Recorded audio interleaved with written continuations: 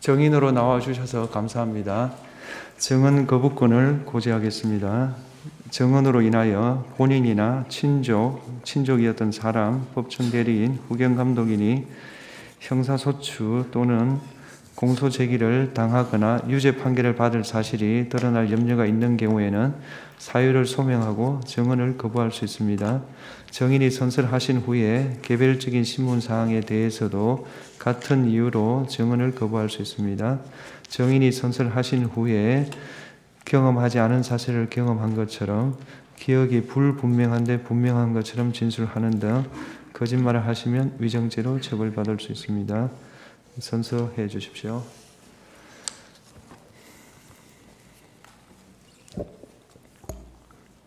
선서, 양심에 따라 숨김과 보탬이 없이 사실 그대로 말하고 만일 거짓말이 있으면 위증의 벌을 받기로 맹세합니다. 증인 한덕수. 예, 주신문 하십시오. 총리님, 임갑근 변호사입니다. 총리님은 현 정부 초대 총리로 취임하셔 현재도 대한민국 총리이시죠? 네, 그렇습니다.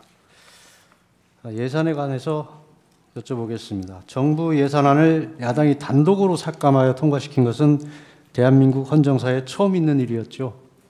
네, 처음 있는 일이었고 처음 있는 일이었습니다. 야당이 삭감한 예산은 민생, 첨단기술 R&D, 범죄사와 같은 사회안전, 국방안보를 위한 예산들이었습니다.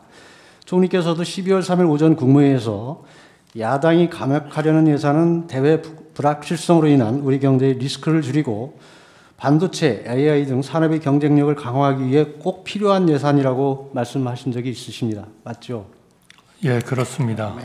특히 에너지 분야는 차세대 원전 개발 관련 예산이라든지 원전 생태계 지원 예산과 같은 새로운 분야에 앞으로 우리나라의 유망한 그러한 먹거리가 될 그러한 산업들을 지원하기 위한 것들이 여야 합의 없이 삭감되었고, 연구 개발에 있어서 양자 연구라든지 이런 최첨단 또 국제 연구에 들어갈 그러한 그 예산들이 삭감되었습니다. 그리고 검경의 특별활동비라든지 특경비 같은 것이 전액 삭감되어서 마약이라든지 금융 사기라든지 이러한 그 범죄 수사가 상당히 지장을 받고 있습니다. 또 법무부의 인사정보관리단 같은 데는 이 예산이 전액 삭감됨으로써 정부 효율과 공직사회의 사기가 매우 떨어지고 있습니다. 제가 듣기로 최근에 예산이 없어서 그러한 그 직원들이 사무실 청소도 각자 해결하고 또 화장실도 가까운 공원이나 이런 다른 관공서에 가서 해결한다는 그러한 내용을 봤습니다. 예. 결국 결과적으로 보면 여러 가지 예산 중요예산 삭감으로 인해서 정부 운영이 막대한 차질을 빚고 있는 것이고 지금 실제도 그런 현상이 벌어지고 있다고 말씀하시는 내용이 맞습니까? 네, 그렇습니다. 총리께서는 예비비 대규모 삭감에 대해서도 대규모 재해, 재난 등 예기치 못한 상황에서 국민들의 피해를 신속히 복구하기 위해 쓰일 예비비, 딥페이크, 마약, 도박 등 각종 민생 범죄사에 필요한 경비를 삭감하는 것은 국민과 민생을 외면하는 처사라고 말씀하신 적도 있으십니다. 네, 올해 당초 2025년 예산으로 약 4조 8천억 정도가 계상이 됐습니다만 그 반 정도가 깎였고, 그중에 특히 그 재해를 대상으로 하는 그 목적 예비비가 많이 깎였기 때문에 다행히 우리가 천재지변이 없으면 큰 문제가 없겠습니다만 그런 천재지변이 생길 때에는 우리의 그 대응에 상당히 영향이 있을 것 같고요. 특히 최근에 국제 정세가 굉장히 요동을 치고 있기 때문에 이러한 것에 대한 대응하기 위한 각종 경제 문제, 통상 문제에 있어서의 예산이 상당히 필요할 것 같습니다. 이것은 지금 예상하기가 매우 어렵습니다.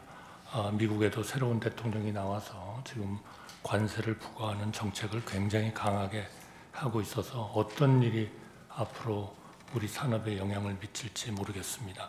예를 들면 2019년에 우리가 일본과 반도체 들어가는 원료 이런 쪽에 문제가 생겼을 때에도 우리가 예비비를 가지고 그 소재, 부품, 장비에 대한 대응 조치를 했었습니다.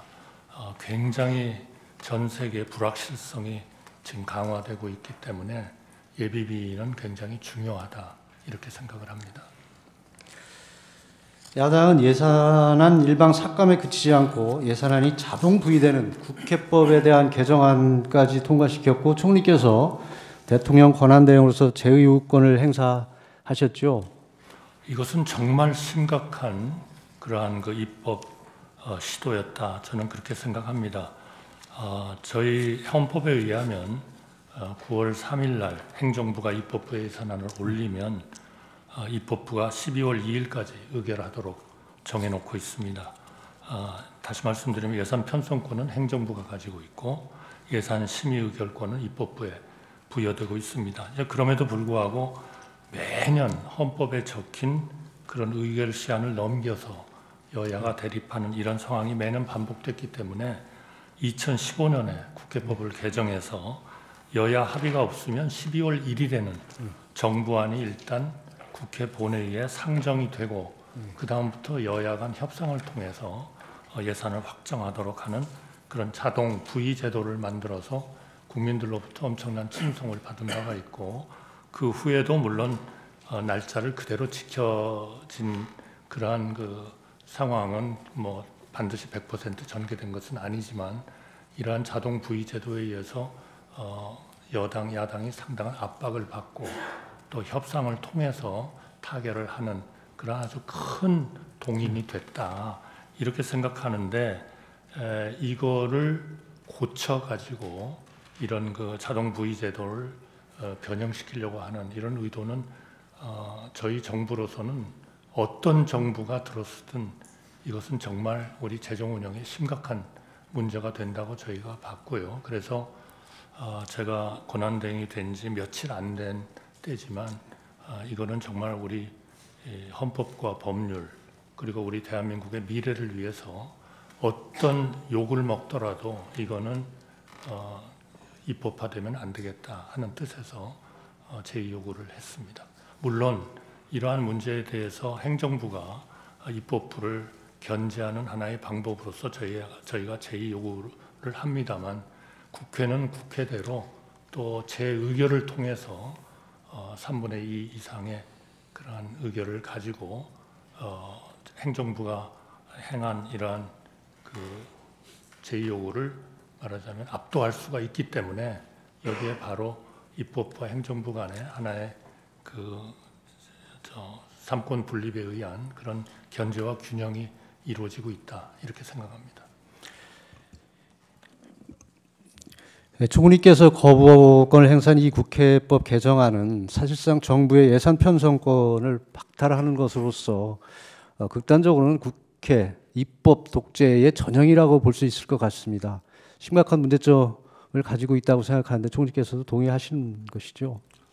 네, 저는 물론 우리나라 또 자유민주주의의 기본인 다수결 또 우리 representative democracy라는 것이 정말 그거는 다수의 일방적인 이런 폭주라 할까요?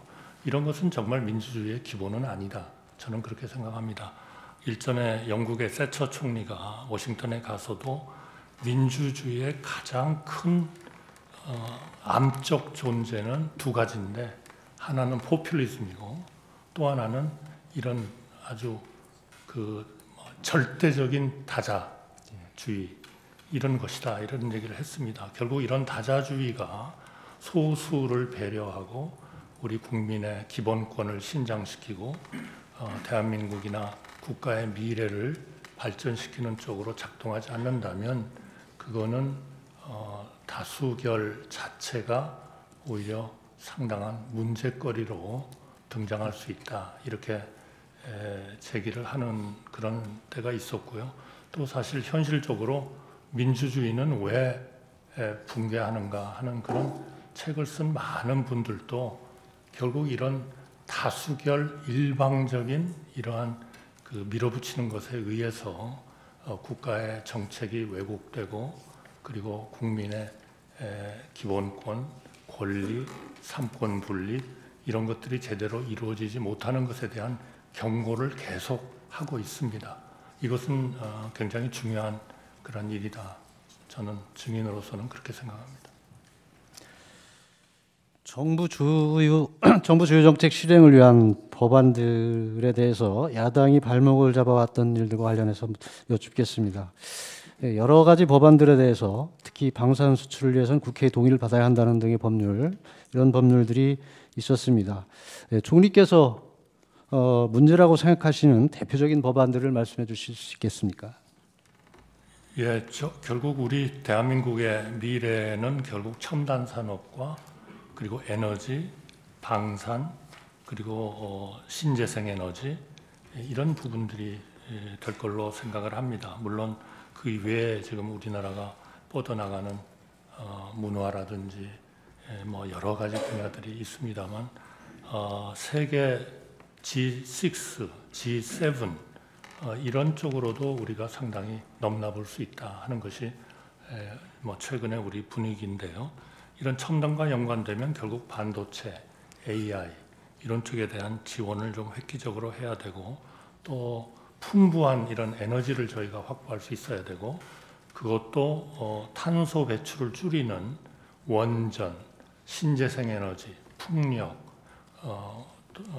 뭐 태양광 이런 쪽을 저희가 굉장히 발전을 시켜야 되는데요. 그런 것들에 지금 큰 하나의 애로가 되고 있는 것들이 결국 우리 원전을 확장하기 위한 고준위 방패장 특별법 이런 것들이 만들어져야 전 세계적으로 이 원전이 하나의 국제적인 그 파이낸싱을 받는 그러한 하나의 산업으로서 등장할 수가 있는데 이것이 저희한테 굉장히 오랜 동안 지체가 되어 왔고요.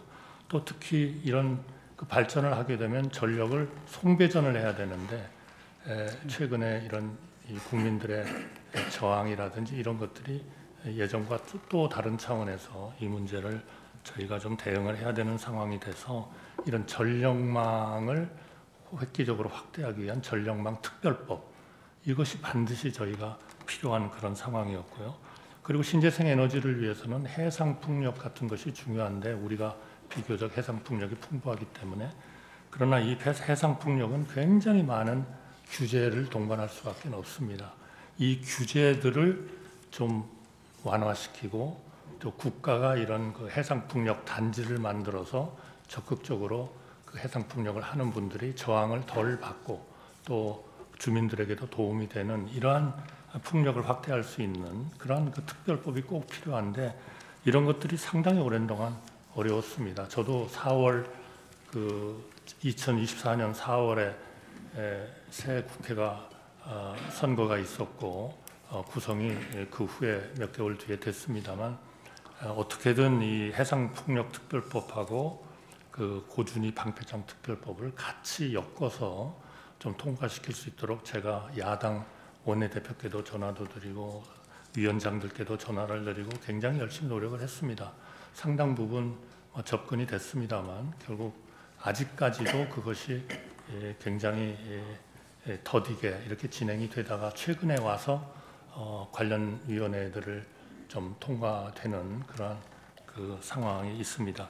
특히 첨단 관련돼서 반도체 특별법 이거는 결국 고소득 연구직에 대해서는 52시간 그 근로시간 제한을 조금 완화시키자. 지금 전 세계는 이 반도체 경쟁을 위해서 중국도 그렇고 모든 나라들이 좀 비교적 그 노동 이런 규정을 좀 완화시키는 이런 경향으로 다 가고 있기 때문에 우선 반도체에 대해서는 연구를 하는 이 고소득을 올리는 이런 분들에 대해서는 좀 그 노동 규정을 좀 완화시키자 하는 것들을 굉장히 오랫동안 얘기를 했고 상당히 가까이 가는 듯 하다가 최근에 또다시 어려워지는 것 같아서 최근에 우리 정부가 임명한 투자 그 순회 대사라든지 이런 분들의 기본적인 강점은 주장하는 점은 외국에서 가장 우리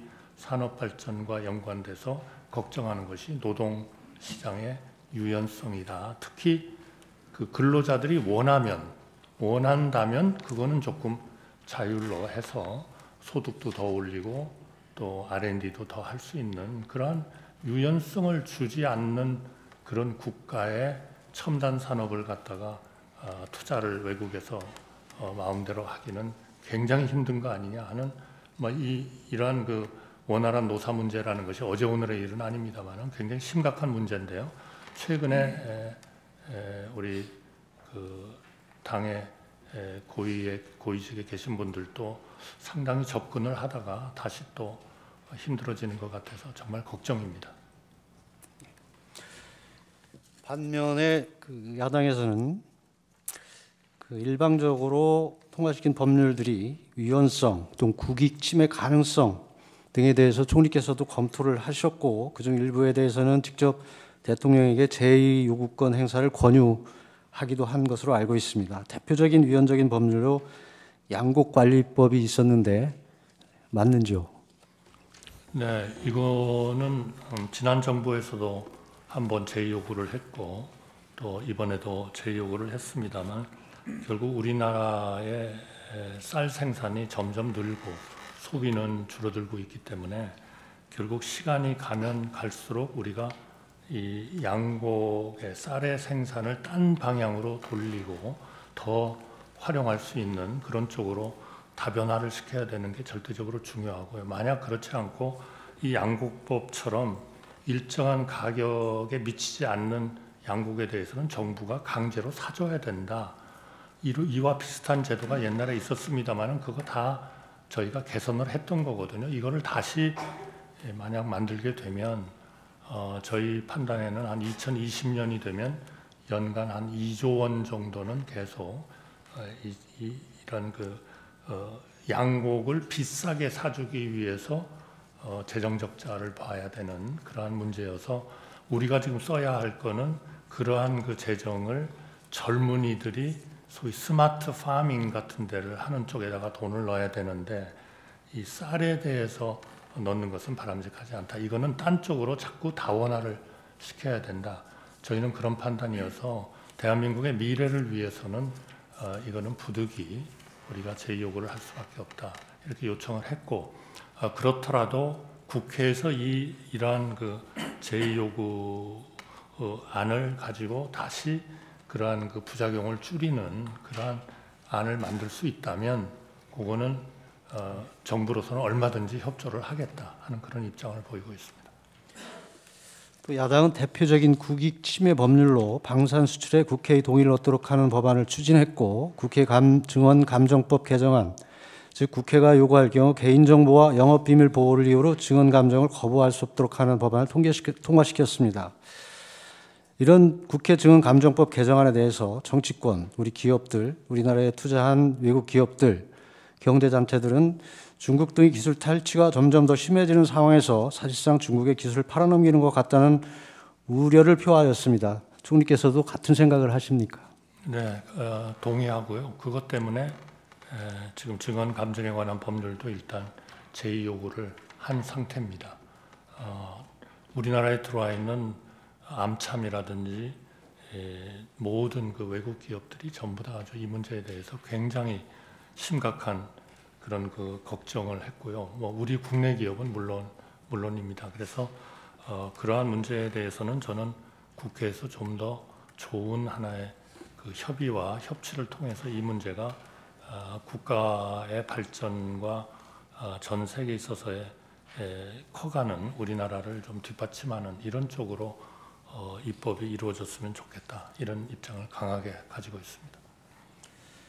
야당은 야당 대표를 위한 방탄 내지 판검사 보복 입법, 선거를 겨냥한 포퓰리즘법, 시장경제 질서를 무너뜨리는 양곡관리법, 노사 분열을 조장하는 노동법, 방송 장악용 방송법 등을 발의 및 통과시켰습니다.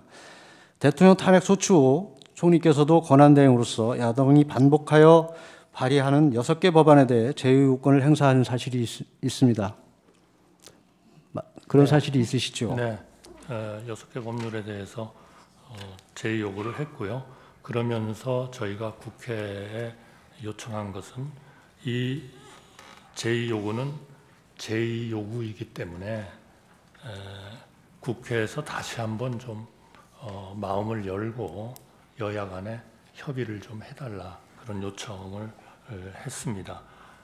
결국 그 제의 요구라는 것은 결국 견제와 균형을 통해서 최선의 지혜와 공익을 추구하도록 설계된 하나의 자유민주주의의 제도이기 때문에 이 어떤 국가가 어떤 일방적인 힘에 의해서 극단으로 이렇게 치닫지 않도록 우리 헌법이 마련해준 다양한 제도 중 하나라고 믿고 있고, 또 국회는 국회대로 국회의 그 법안을 통과시킨 그 당이나 국회의원님들의 입장에서 반드시 필요하다고 생각하면 또다시 재의결을 통해서 정부가 제요구한 것을 오버룰할 수가 있는 거기 때문에 그러한 하나의 자유민주주의 제도의 핵심 제도로서 자리 잡고 있다 이렇게 생각합니다. 해리 트루만 대통령, 저희가 잘 압니다마는 트루만 대통령 임기 중에 제요구를 250번을 했고요.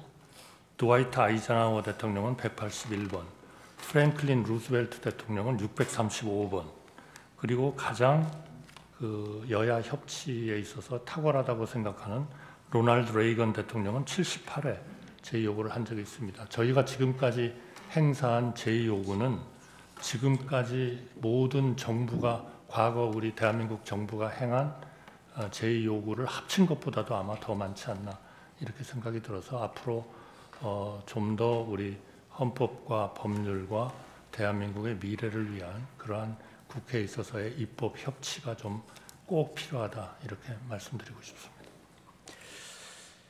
이 정부 들어서 4대 개혁, 즉 연금 개혁, 노동 개혁, 교육 개혁, 의료 개혁 등을 추진하였습니다.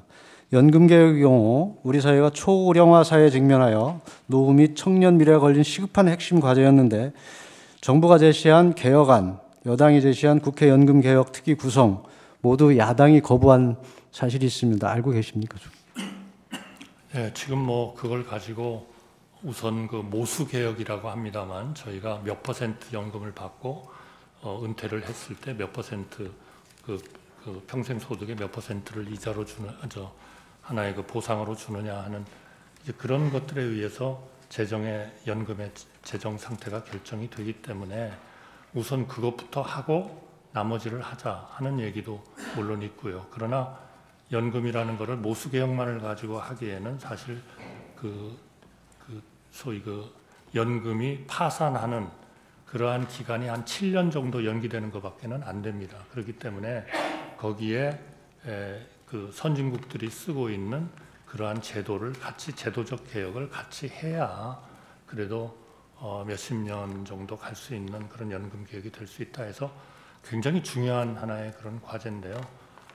저는 그러한 그 모수 개혁을 먼저 하는 것도 하나의 방법은 되겠습니다만은 아마 모수 개혁을 일단 하고 나면 연금을 그런 더 좀 힘들고 어려운 이 구조 개혁을 하는 것은 아마 물 건너 가버릴 것이다. 저는 그렇게 생각합니다. 그렇기 때문에 그런 것들은 연금특별위원회 같은 걸 만들어서 우리 국민들의 의견을 충실히 소위 수용해 가면서 우리 국민들의 컨센서스를 이루어 가지고 정치권이 이 문제를 하여튼 해결을 해내야 된다. 저는 그렇게 생각합니다.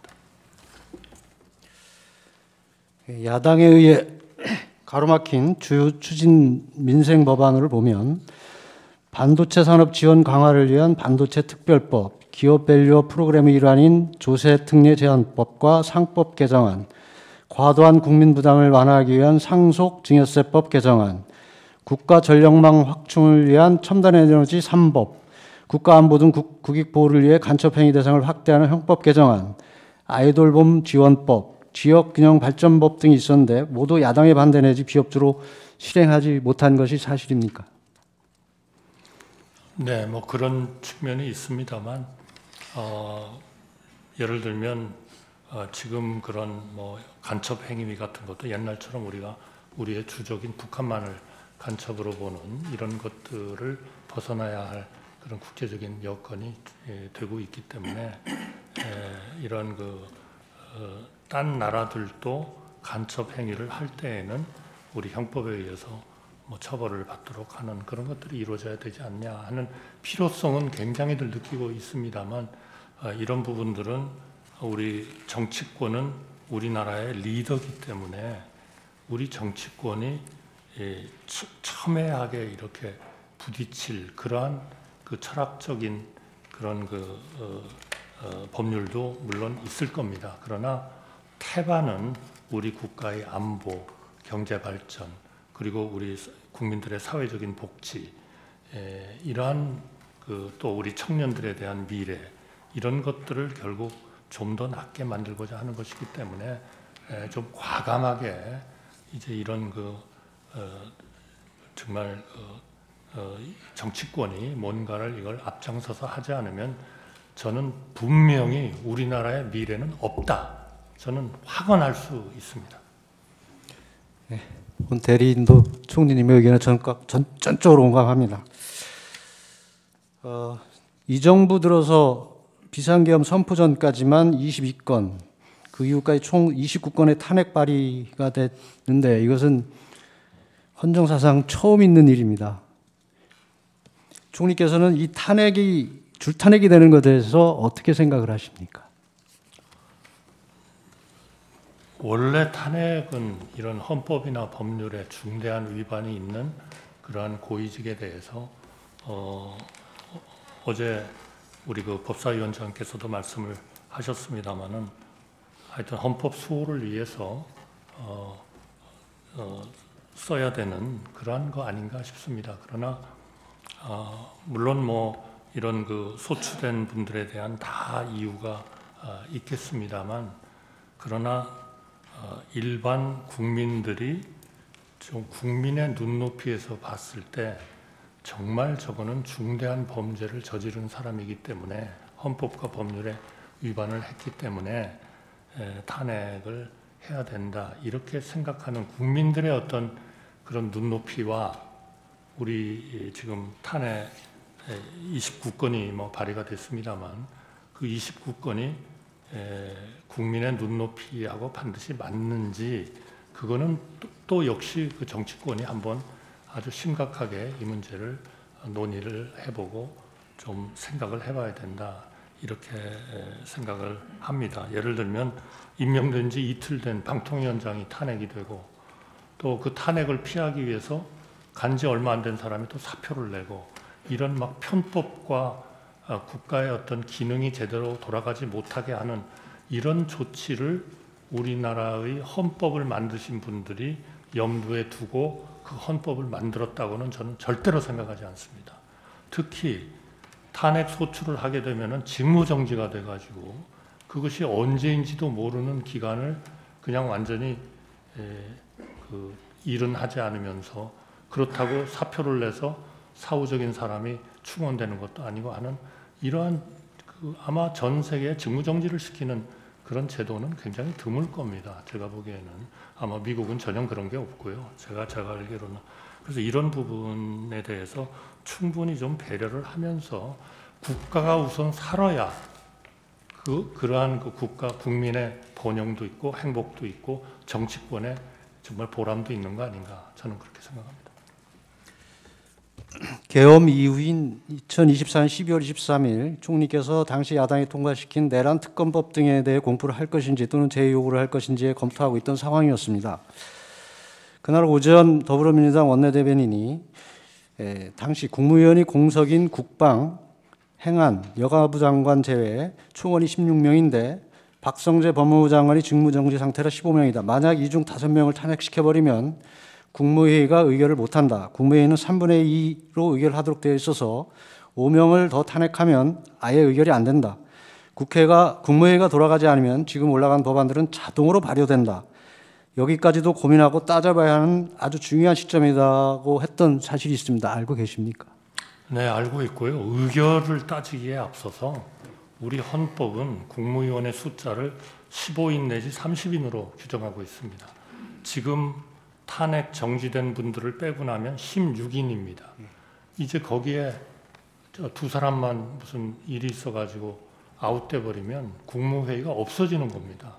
그러면 국무회의가 없어지면 우리 헌법에서 정하는 국무회의가 하도록 돼 있는 그런 일들은 다 그거는 무슨 저 의결을 하고 뭐하고를 따지기 앞서서 존재 자체가 없어져 버리는 거 아니냐. 그러니까 엄청나게 심각한 일이고 또 그 심각한 거를 제가 우리 정치권에도 고난대행 시절에 몇 번 말씀을 드렸습니다. 이 정도로 심각하다.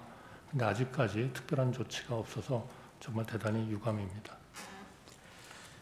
다수 의석을 가진 정당이 탄핵 제도를 악용하여 국무회의 구성 자체를 하지 못하도록 하는 것은 사실상 삼권 분립의 한 축인 입법부가 다른 한 축인 행정부를 견제를 넘어 장악하려는 의도를 노골적으로 드러내는 것인데, 이러한 탄핵 제도의 악용이 과연 국회의 정당한 권한 행사이고 국정을 마비시키는 행위도 아니고 헌법과 국민 이익에 반하는 헌정질서 문란 행위가 아니라고 할 수 있겠습니까? 저는 헌법과 법률에 규정이 돼 있으니까 규정이 돼 있는 거는 할 수 있는 거 아니냐 하는 논리도 물론 있습니다. 그러나 자유민주주의의 기본은 그러한 그 다수결 원칙을 그렇게 적용하라고 저는 있다고는 믿지 않습니다. 그거는 역시 소수도 배려하고 또 다수와 소수가 같이 참여해서 뭔가를 해야 된다 이렇게 생각하고요. 제가 가장 인상적으로 우리 헌재의 판결을 제가 물론 법률 전문가는 아닙니다만 느꼈었던 것은 헌재가 그 박근혜 대통령 탄핵된가요? 그때 그 최순실 씨가 헌법 소원을 낸 적이 있습니다. 그래가지고 특검을 그 야당이 일방적으로 이렇게 정하는 것은 헌법에 위반된다. 여기에 대해서 조치를 해주십시오. 이렇게 냈습니다. 냈더니 그때 우리 헌재가 전원일치의 판결로 단독으로 특검을 임명하게 된 것은 위헌이 아니다라는 판결을 하셨습니다. 그 이유가 그것을 해석하는 분에 따라서는 이것 봐라. 국회가 마음대로 다수결로 결정을 하면 그거는 헌재도 다 인정하는 거 아니냐. 특검을 소수당이 그냥 일방적으로 임명하는 거를 인정하는 거 아니냐. 그래서 저희가 며칠을 공부를 해봤어요. 그랬더니 전혀 그게 아닙니다. 우리 헌재가 전원 판결로 합의로서 결정하신 거는 그 단독으로 특검을 임명하는 그 법안에 발의서부터 여야가 같이 했고 그리고 투표를 같이 참여를 했고 제가 지금 숫자를 다 기억은 못하겠습니다. 그래서 그야말로 여야가 합쳐서 단독 야당 그때는 한 당이 임명하는 것을 인정을 하고 투표에서 같이 투표를 했기 때문에 그것이 합의라고 보는 것이다. 그래가지고 이제 그게 국회에서 좀 정책 질의 때 좀 논쟁이 되고 했습니다만 저는 참 그런 정신, 그런 그 하나의 자유민주주의를 정말 제대로 살리고자 하는 우리 정치권의 정말 큰 뜻, 정말 우리 과거에 항상 국가가 어려울 때는 정말 좋은 정치인들이 계셨거든요. 그분들이 그 문제를 해결을 했다고 저는 믿습니다. 그러니까 우리가 여러 가지 행정, 입법, 사법이 잘 견제와 균형을 해가겠지만 정말 우리 이 정치권의 하나의 그런 국가를 위하는 그러니까 여기에는 무슨 좌와 우는 저는 없다고 봅니다. 오로지 국가가 위로 갈 것이냐 아래로 꼬나박을 것이냐 저는 둘 중에 하나라고 생각하거든요. 이제는 정말 국가가 위로 가기 위한 그러한 우리 정치권, 행정부, 국민, 언론, 시민단체, 노조, 기업인 모두가 힘을 합쳐야 된다. 저는 지금이 정말 위기라고 생각합니다. 여기서 우리가 삐끗 잘못하면요, 우리 대한민국의 미래는 저는 없다고 생각합니다. 추가하시겠습니까? 반대 신문 마치고 하겠습니다. 네. 수시문 하겠습니다. 김남준 변호사입니다. 정의는 노태우 정부에서 1993년 대통령 비서실 통상산업비서관, 1996년 특허청장, 김대중 정부에서 98년 외교통상부 통상교섭본부장, 2001년 대통령 비서실 경제수석, 참여정부에서 2004년 국무조정실장, 2007년 38대 국무총리를 역임했고 박근혜 정부에서는 기후변화센터 이사장을 맡았으며 윤석열 정부에서는 2022년 5월부터 국무총리로 재직 중이죠. 그렇습니다. 예, 사망 묻겠습니다. 국무총리는 대통령을 보좌하고 대통령 유고 시에는 대통령의 권한을 대행하며 행정 각부를 지휘하는 그런 역할을 하죠. 예, 그렇습니다. 2024년 12월 3일 밤 회의 관련 사항 묻겠습니다. 증인은 2004년 12월 3일 밤 대통령실에서 비상계엄을 선포한 과정에 대해서 잘 알고 있죠? 네, 뭐 다 알지는 못합니다만 예. 제가 참여를 해서 묻겠습니다. 인지한 것은 알고 있습니다. 예. 증인은 2024년 12월 3일 밤 20시경 피청구인으로부터 직접 전화 연락을 받고 대통령실로 갔죠. 예, 그렇습니다. 당시 증인에게 누구에게도 말을 하지 않았으면 좋겠다. 그렇게 피청구인이 이야기했나요? 네, 그렇습니다. 증인은 20시 45분경에 대통령실에 도착했고 피청구인 집무실에는 55분경에 들어갔죠. 네, 그렇습니다. 증인이 도착하기 전에 다른 국무위원 등이 와 있었습니까? 예, 그렇습니다. 자, 물어보겠습니다. 그때 국방부 장관 김용현, 법무부 장관 박성재, 행안부 장관 이상민이 증인보다 먼저 와 있었습니까? 누가 어떤 순서로 도착했는지는 정확히 기억은 나지 않습니다. 그럼 그 이후에 통일부 장관 김용호, 외교부 장관 조태열, 국정원장 조태영 순으로 돌아온 것 같은데 대략적으로 맞습니까?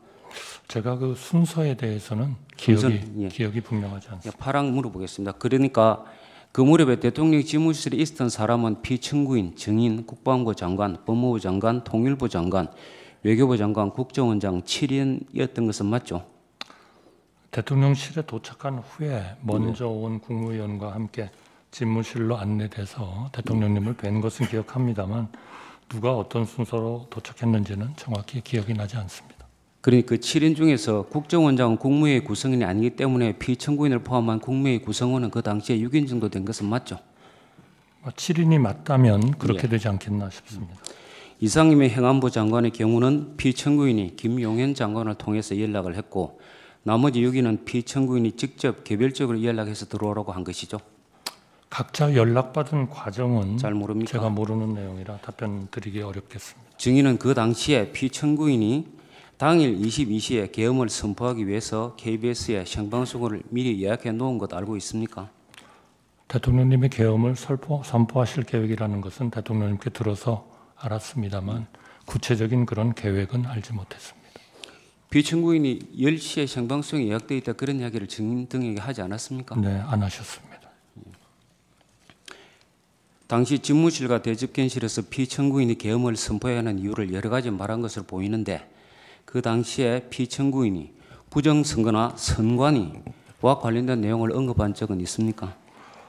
저는 정확히 기억이 나지는 않습니다만 대통령님께서 정상적인 국정 운영이 어려워서 비상계엄 선포가 불가피하다 그런 취지로 말씀하셨고 구체적으로 그러한 지금 말씀하신 그 내용을 언급한 것 같지는 않습니다. 기억이 나지 않습니다. 증인은 당시 집무실이나 대집견실에서 계엄과 관련된 문건 이를테면 포고령, 비상계엄 선포 담화문 또 비상계엄 선포문 뭐 그런 것을 본 적이 있습니까?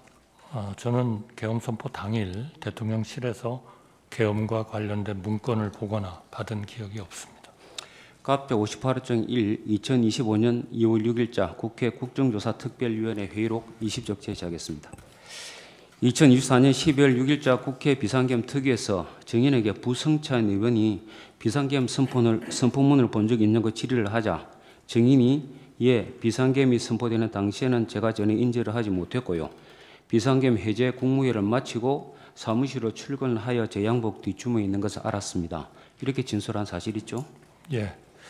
비상계엄 선포문을 어떻게 소작이 됐는지 그 경위가 전혀 기억이 나지 않습니까? 그 접어서 주머니에 넣은 것으로 진술하시던데. 네, 소지 경위는 전혀 기억이 나지 않습니다.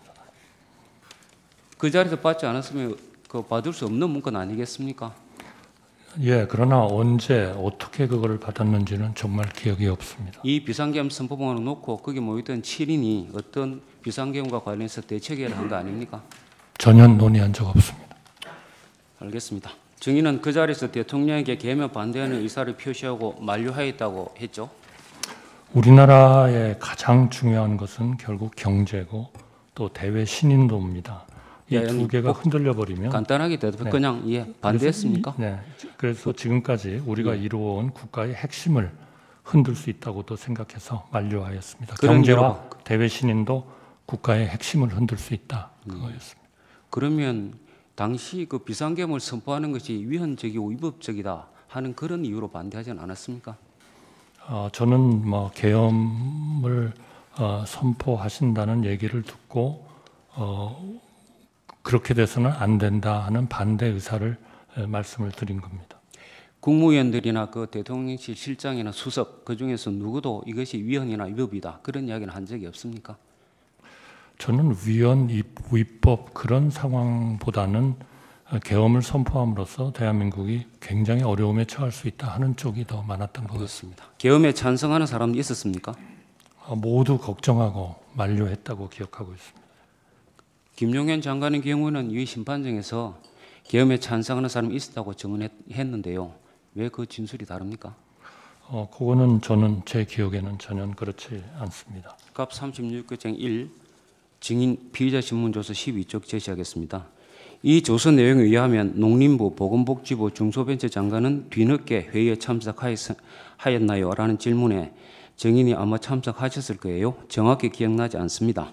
당시 제가 국무위원들 모으자고 했는데 누가 왔는지 모르겠습니다. 이렇게 기재가 되어 있고 또 같은 조서 15쪽 하단을 보면 대통령은 처음부터 국무회의는 생각하지 않았던 것 같아요.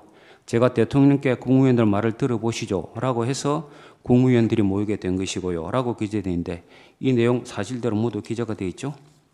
그런데 사실 대통령님이 국무회의를 소집하려고 하셨는지 안 했는지는 대통령님의 계획이기 때문에 제가 정확히 몰랐습니다. 여러 의견을 들어보셨으면 해서 국무회의 소집을 건의드린 겁니다. 이 조서에는 당시 증인이 판단한 내용이 기재되어 있는 거 아니겠습니까? 맞는 것이죠. 그러나 제 판단은 하나의 그런 그 대통령의 뜻을 정확히 계획을 모르고 본인이 생각한 것이고요.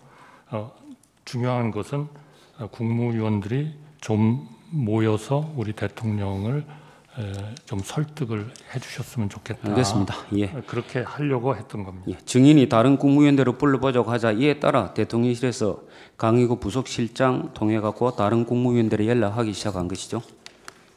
저는 국무위원 연락을 어떤 국무위원을 누가 연락을 했는지는 제가 모르고 있습니다. 대통령실에서 다른 국무위원들에 연락을 하기 시작을 한 시간이 몇 시점입니까? 저는 뭐 정확히 기억은 없습니다. 기록을 보면 조규홍 장관에 대해서 22시 14분에 한 것이 최초인 것 같은데 대략 그쯤 되는 것 같습니까? 저는 전혀 모르겠습니다. 증인도 저는 대통령님께 건의를 드렸고 예. 그리고 어떤 국무위원을 어떻게 누가 연락을 했는지는 제가 전혀 관여하지 않았습니다. 건의를 했다고 하는데 건의를 한 시간도 그럼 9시가 넘은 건가요? 글쎄요. 대통령님을 뵙고 계엄을 한다는 말씀을 듣고 말씀을 드렸으니까 그때 언제가 되지 않았을까 싶긴 합니다. 증인도 다른 국무위원에게 연락한 사실이 있습니까? 제가 사실은 그런 연락에 대해서 전혀 그 기억을 하지 못하고 있었는데요. 예. 제가 저 수사기관에서 수사를 받을 때 당신이 누구한테 연락을 한 적이 있다.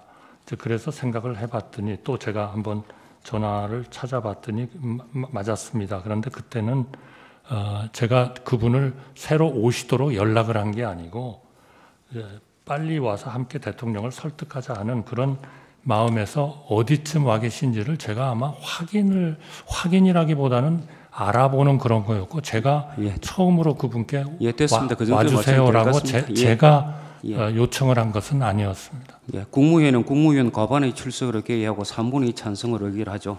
예, 그렇습니다. 국무위원은 21인이므로 11인이 되어야 개의 요건을 갖추는 것이죠.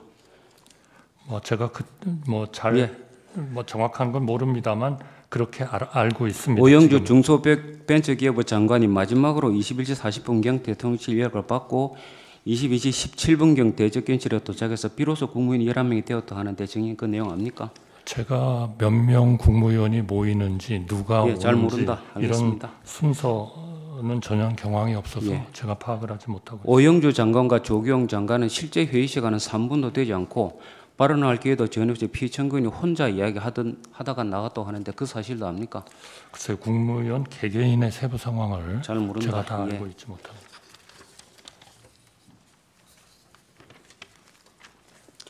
다음 묻겠습니다. 계엄 선포를 위한 방송까지 당일 10시로 예약되어 있는 것으로 보아서 피청구인은 계엄을 선포하는 과정에서 국무회의를 거칠 의사가 없어서 명백해 보이는데 당시 증인도 피청구인이 국무회의를 거칠 의사가 없는 것으로 판단한 것은 맞는 것이죠? 글쎄 아까 말씀드린 것처럼 대통령님께서 예, 알겠습니다. 마음속으로 하신 생각을 제가 증거도 없이 속단해서 말씀드리는 것은 좀 적절하지 추가로 않다고 물어보겠습니다. 생각합니다. 본건 외에 국무회의를 대통령실 2층이 아닌 5층 대접변실에서 개최한 적이 있었습니까? 저는 한 번도 없었다고 한 번도 생각합니다. 네. 최상목 부총리나 조태열 외교부 장관은 피청구인 측으로부터 A4 문건을 받았다고 하였고 김용행 장관은 이 재판정에서 증언을 하면서 이상민 장관과 행안부 장관 그리고 국정원장 증인에게도 문건을 줬다고 하는데 증인은 그 당시 특별한 문건 받은 사실이 없습니까? 저는 특별한 문건을 받은 사실이 없습니다. 이상민 행안부 장관에게 김용행 장관이 이 문건 주는 거 그런 거 본 적 없습니까? 문건 주는 거를 보지 못했습니다. 그러면 뒷부분을 정리하겠습니다. 피청구인이 계엄 선포 후에 다시 대책견실에 돌아왔죠. 예, 그런 것으로 알고 예, 국무위원들이 여러 가지 지시를 한 것으로 밝혀졌는데 구체적으로 누구에게 어떤 지시를 했는지 기억이 납니까? 사실 그때는 너무 경황이 없어서요. 잘 기억이 안 난다. 예, 개개인에게- 증인에게 무슨 지시했습니까? 저한테는 그 특별한 지상이 없었던 것으로 알고 있었습니다만 일상적인 의전, 예를 들면 한 이틀 뒤에 무역협회의 그 무역의 날 행사가 있었습니다. 거기에 대신 좀 대신 참석해달라 참석하라. 그런 말씀을 들은 것 같습니다. 혹시 그 자리에서 뭐 단전, 단수 하는 그런 이야기 나온 사실 있습니까? 전혀 없습니다. 이상임 행안부 장관의 경우에는 단전, 단수와 관련된 A4 문건이 있었고 소방청장에게 그런 이야기를 그 적혀 있는 문건을 봤다고 하는데 그런 문건 본 적은 없습니까? 없습니다. 김용현 장관은 야당에서 제기한 계엄 준비 의혹을 적극적으로 부인하고 지난해 9월 국회 인사청문회에서도 장관이 된 다음에 계엄 발동을 건의할 생각은 없냐 하는 의원의 질이 없다고 답했고 대한민국 상황에서 과연 계엄을 한다 그러면 어떤 국민이 용납하겠나라며 우리 군도 따르겠나 저는 솔직히 안 따를 것 같다. 그렇게 하고 이어 너무 우려 안 하셔도 될 것 같다. 그 발언한 사실인데 그건 알죠. 언론 보도 등을 통해서 개략적으로 알고 있습니다. 당시 그 한기호 국민의힘 의원도 국회가 계엄 해제 의결을 하면 해제해야 한다 하는 그런 발언을 했는데 그것도 기억이 납니까? 죄송합니다. 다시 한번 한기호 국민의힘 의원도 당시 국회가 계엄 해제 의결을 하면 해제를 해야 한다 하는 그런 발언도 했는데 알고 있습니까? 뭐 이미 개괄적으로 언론을 통해서 알고 있습니다. 예. 또 지난해 10월 국회입니다. 국회 법제사법위원회 국정감사에서 또 김용현 장관이 야당의 계엄 의혹 추궁에 대해서 계엄이 발령되고 나면 국회에서 해제할 수 있는 권한이 보장돼 있다. 이런 것들이 다 되어 있는데도 불구하고 계엄하시는 것에 대해 이해가 잘 안 간다 발언했는데 이 사실도 알고 있습니까?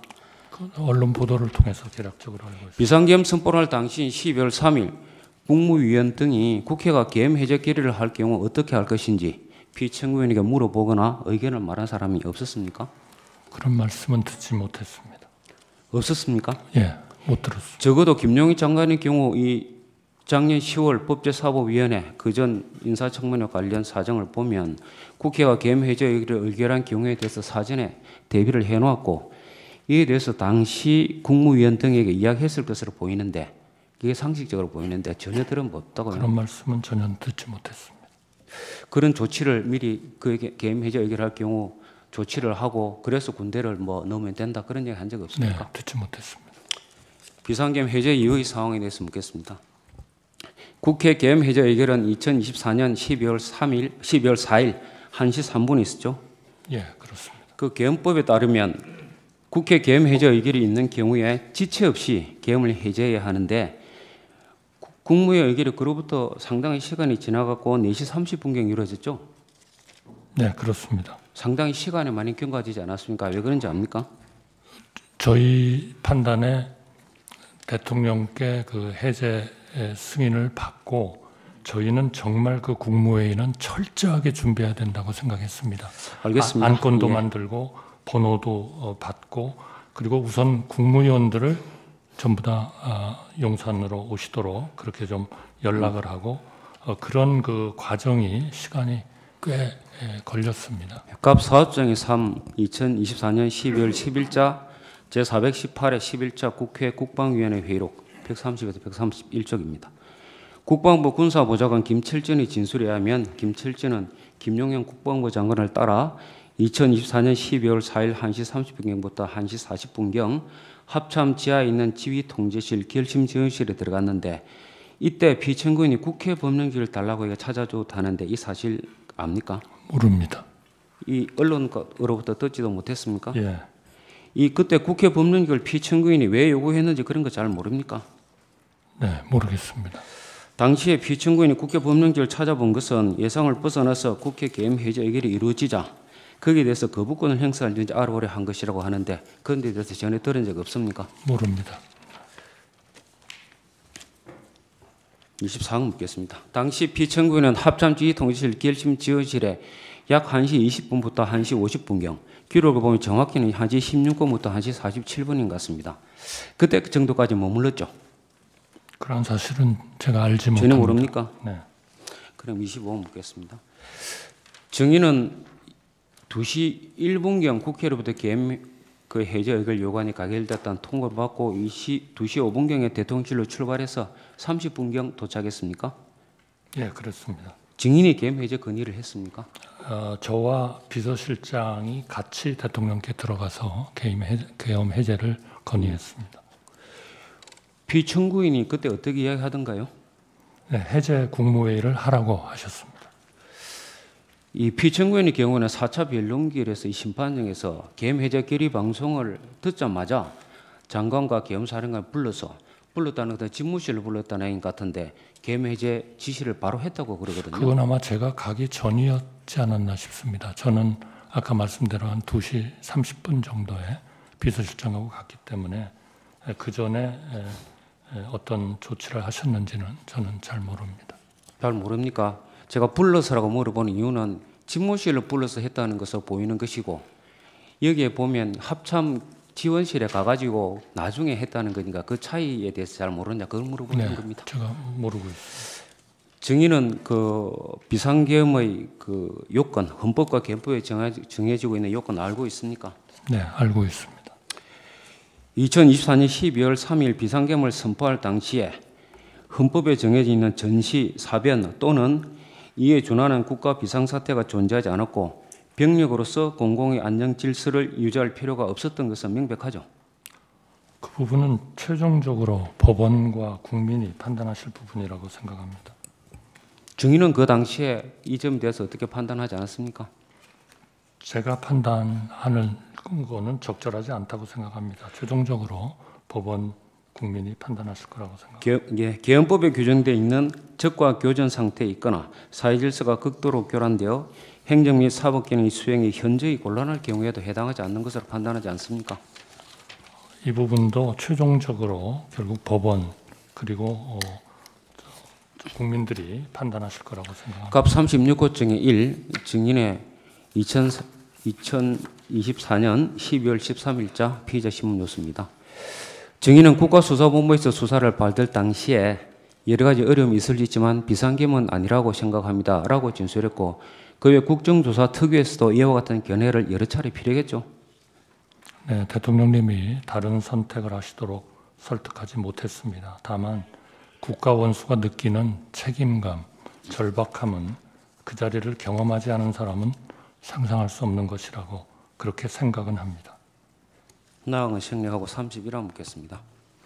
비상계엄의 선포 요건에 대한 판단은 대통령의 자유재량이 아니라 객관적으로 대통령의 판단을 정당화할 수 있을 정도의 위기 상황이 존재하는지 여부에 대해서 사법심사를 받아야 한다 하는 점은 이 헌법재판소도 이미 확인하고 있다는 거 알고 있죠?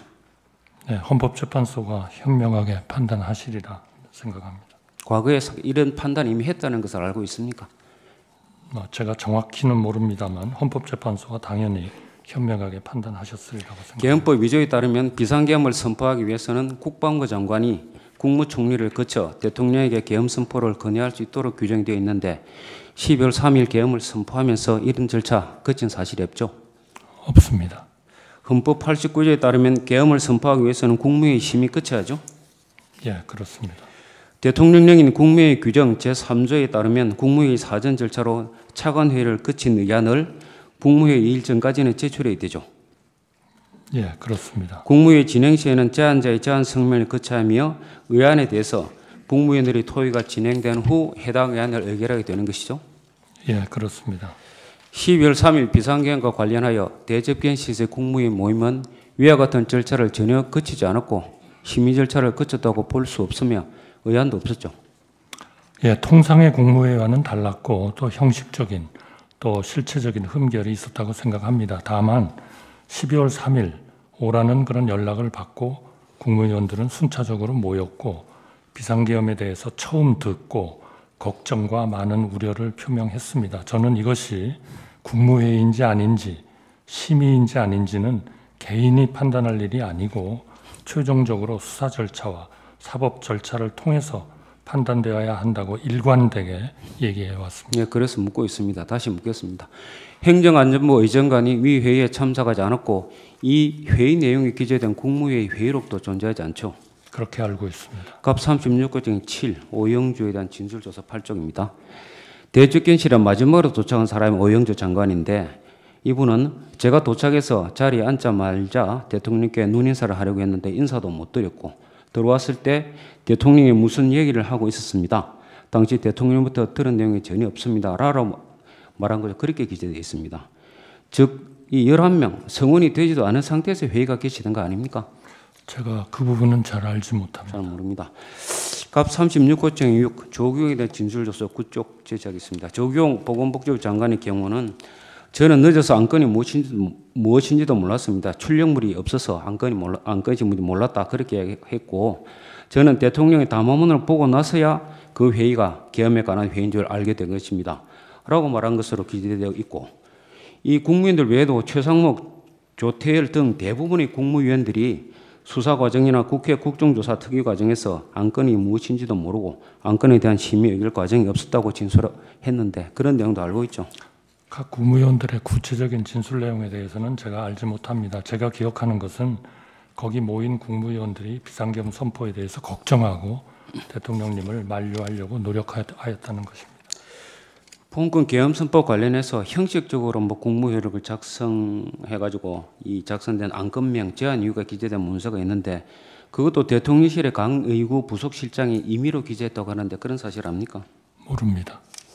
계엄법 5조 1항에 하면 계엄사령관은 현역 장교 중에서 국방부 장관이 추천한 사람을 국무회의 심의를 거쳐 대통령이 임명한다 이렇게 규정이 되어 있죠.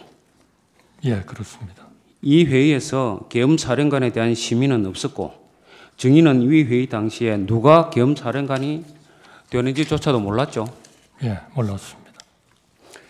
헌법 82조에 의하면 대통령의 국법상 행위는 문수로서 하며 이 문서에는 관계 국무위원이 부사한다. 군사에 관한 것도 또한 같다. 이렇게 규정이 되어 있는데 이 회의 후에 어떤 국무위원도 부서를 한 바가 없죠. 예, 그렇습니다.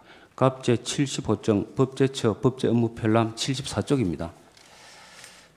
이게 법제처의 법제업무편람입니다. 이것을 보면 국무회의 의안 중에서 이 헌법 개정안, 국민투표안, 계엄령 선포안은 이 자체가 중요할 뿐만 아니라 또 모든 국무위원이 관계 국무위원이 되기 때문에 국무위원 전원이 부서를 해야 되는 것이죠. 그렇게 알고 있습니다. 계엄 선포행위는 위와 같이 대통령과 국무위원이 모두 부서를 한 후에 해야 그 법률적으로 유효한 것이 되는 거 아닙니까? 법적 효력 여부는 최종적으로 사법부가 판단할 것이라고 생각합니다. 알겠습니다. 헌법 77조 4항 및 계엄법 제4조에는 계엄을 선포할 때 대통령은 지체 없이 국회에 통과해야 한다 이렇게 규정되어 있는데 이 계엄을 선포하면서 국회에 통과를 한 사실이 없죠? 없습니다. 계엄법 3조는 계엄 선포 시 그 이유, 종류, 시행 일시, 시행지역 및 계엄 사령관을 공고하도록 규정하고 있고 법령 등 공포에 관한 법률에 의하면 관보에 게재도 하여야 하는데 이 절차도 역시 이행이 되지 않았죠. 예, 그렇습니다. 갑제 사무증의 2024년 12월 11일자 제419회 제1차 국회 본회의 기록입니다. 49쪽, 59쪽인데 정인도 2004년 12월 11일자 제419회 제1차 국회 본회의에서 윤건희 의원이 이렇게 질의합니다. 이번 비상계엄을 선포한 국무회의는 국무회의가 아닌 게 맞지요? 라고 질의를 했는데 저는 의원님 말씀에 동의합니다. 라고 발언을 했고 또 같은 회의에 출석을 했던 송미령 농림축산부 장관도 이소영 의원의 질의에 대해서 이와 같은 취지로 대답을 했죠. 제 답변은 통상의 국무회의와는 달랐다는 취지입니다. 그리고 송미령 장관님의 구체적인 진술에 대해서는 제가 알지 못합니다. 예, 갑 제3호증이 3이 아니라 2입니다. 갑 3호증의 2. 2024년 12월 13일자 제419회 제3차 국회 본회의에서도 임미애 의원의 질의에 대해서 정의는 국무회의 소집 절차나 실체나 이런 것들이 전혀 갖춰지지 못했다 하는 말씀을 드립니다. 이렇게 대답을 했죠. 예, 통상의 국무회의와는 달랐다는 취지입니다. 이뿐만 아니라 정의는 여러 차례 이제 국회에 출석을 많이 하셨는데 그 회의가 12월 3일자 회의가 국무회의 요건을 갖추지 못해서 간담회로 본다. 개입 및 종료 절차도 없었다. 간사가 없었다 하는 발언을 국정조사 특위 과정에서 여러 차례 말한 바 있죠. 간담회 발언은 통상의 국무회의와는 달랐다는 취지이고요.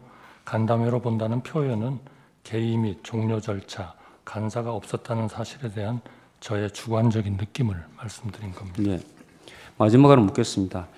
증인도 아까도 말씀하셨습니다만은 현재와 같은 이런 비상한 사태가 장기간 지속될 경우에 국가 신뢰도가 하락할 것이며 경제, 외교 문제 등이 심화될 것이기 때문에 국정 공백을 막고 정치적 혼란을 수습하기 위해서 현재 이 사태가 조속히 해결돼야 한다고 생각하죠.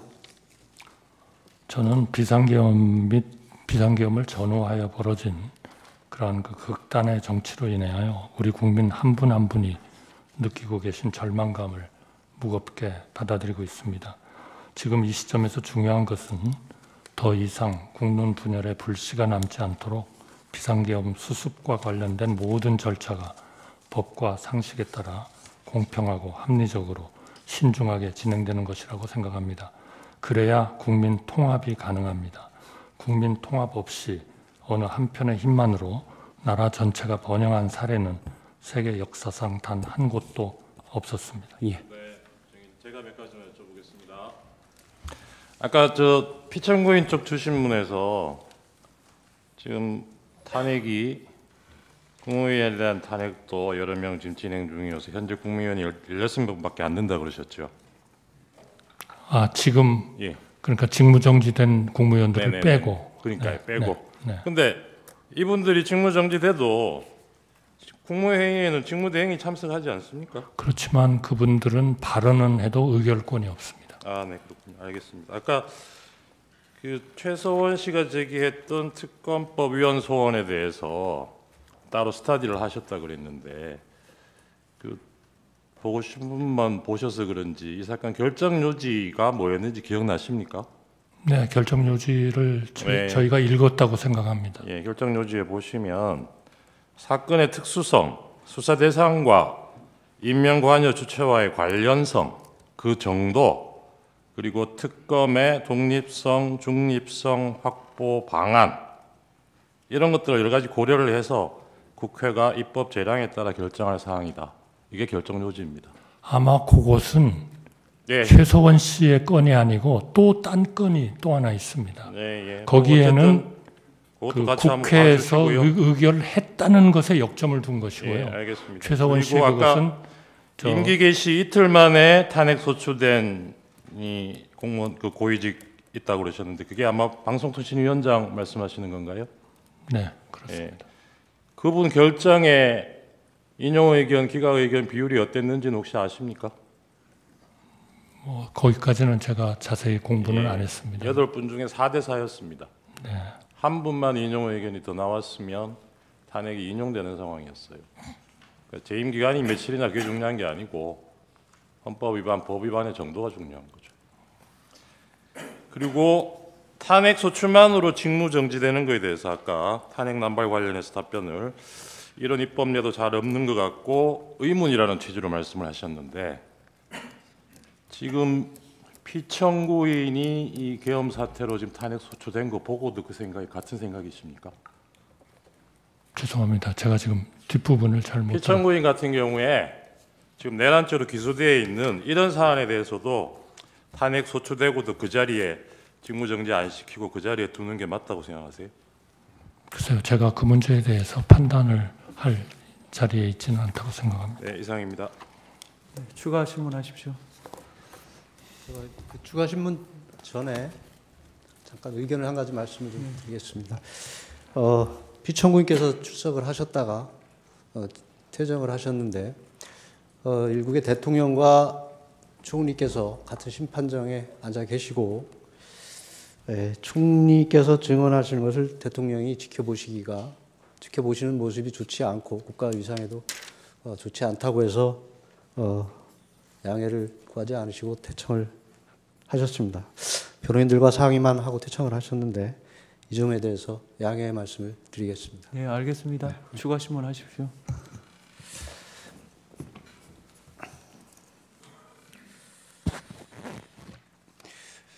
총리께서는 계엄 당일 대통령실에 연락을 받고 대통령실에 가신 것이죠. 예, 그렇습니다. 당시 대통령실에 도착하셔가지고 대통령과 혹시 어떤 대화를 나누셨는지 기억을 하시나요? 그때 제가 이 계엄이 우리나라의 경제나 신인도에 굉장히 영향을 미칠 거기 때문에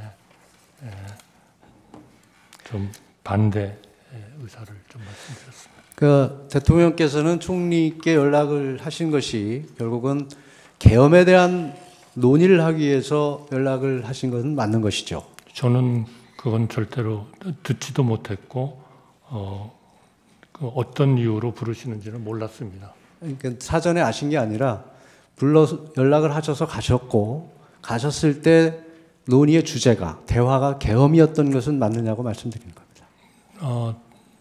이제 저희가 들어가니까 그런 말씀을 하셨습니다. 대통령은 비상계엄을 위한 국무회의가 필요했기 때문에 국무위원들에게 연락을 한 것이고 총리께서 도착하신 이후에도 지속적으로 연락하여 국무위원들이 속속 도착하셨고 실제 대통령께서 비상계엄을 선포하기 위해서 대통령실에 나가시기 전까지 총리를 비롯한 국무위원들께서 계엄에 대한 논의를 지속적으로 하고 있었던 것은 맞지요. 걱정하고 우려하고 그러면서 있어요. 예. 그러니까 총리님을 비롯한 국무위원들께서 대통령의 비상계엄에 대해서 걱정하고 우려하고 여러 가지 문제를 제기하셨다는 말씀이시죠? 예, 그래서 아까도 제가 잠깐 말씀드렸습니다.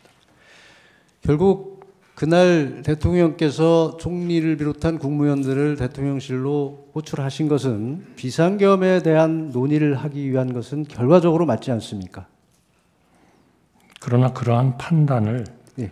저희 개인이 하는 것은 맞지 않다라고 저희는 생각하고 이것은 수사 절차와 사법 절차를 통해서 판단되어야 한다라고 저는 일관되게 얘기해 왔습니다.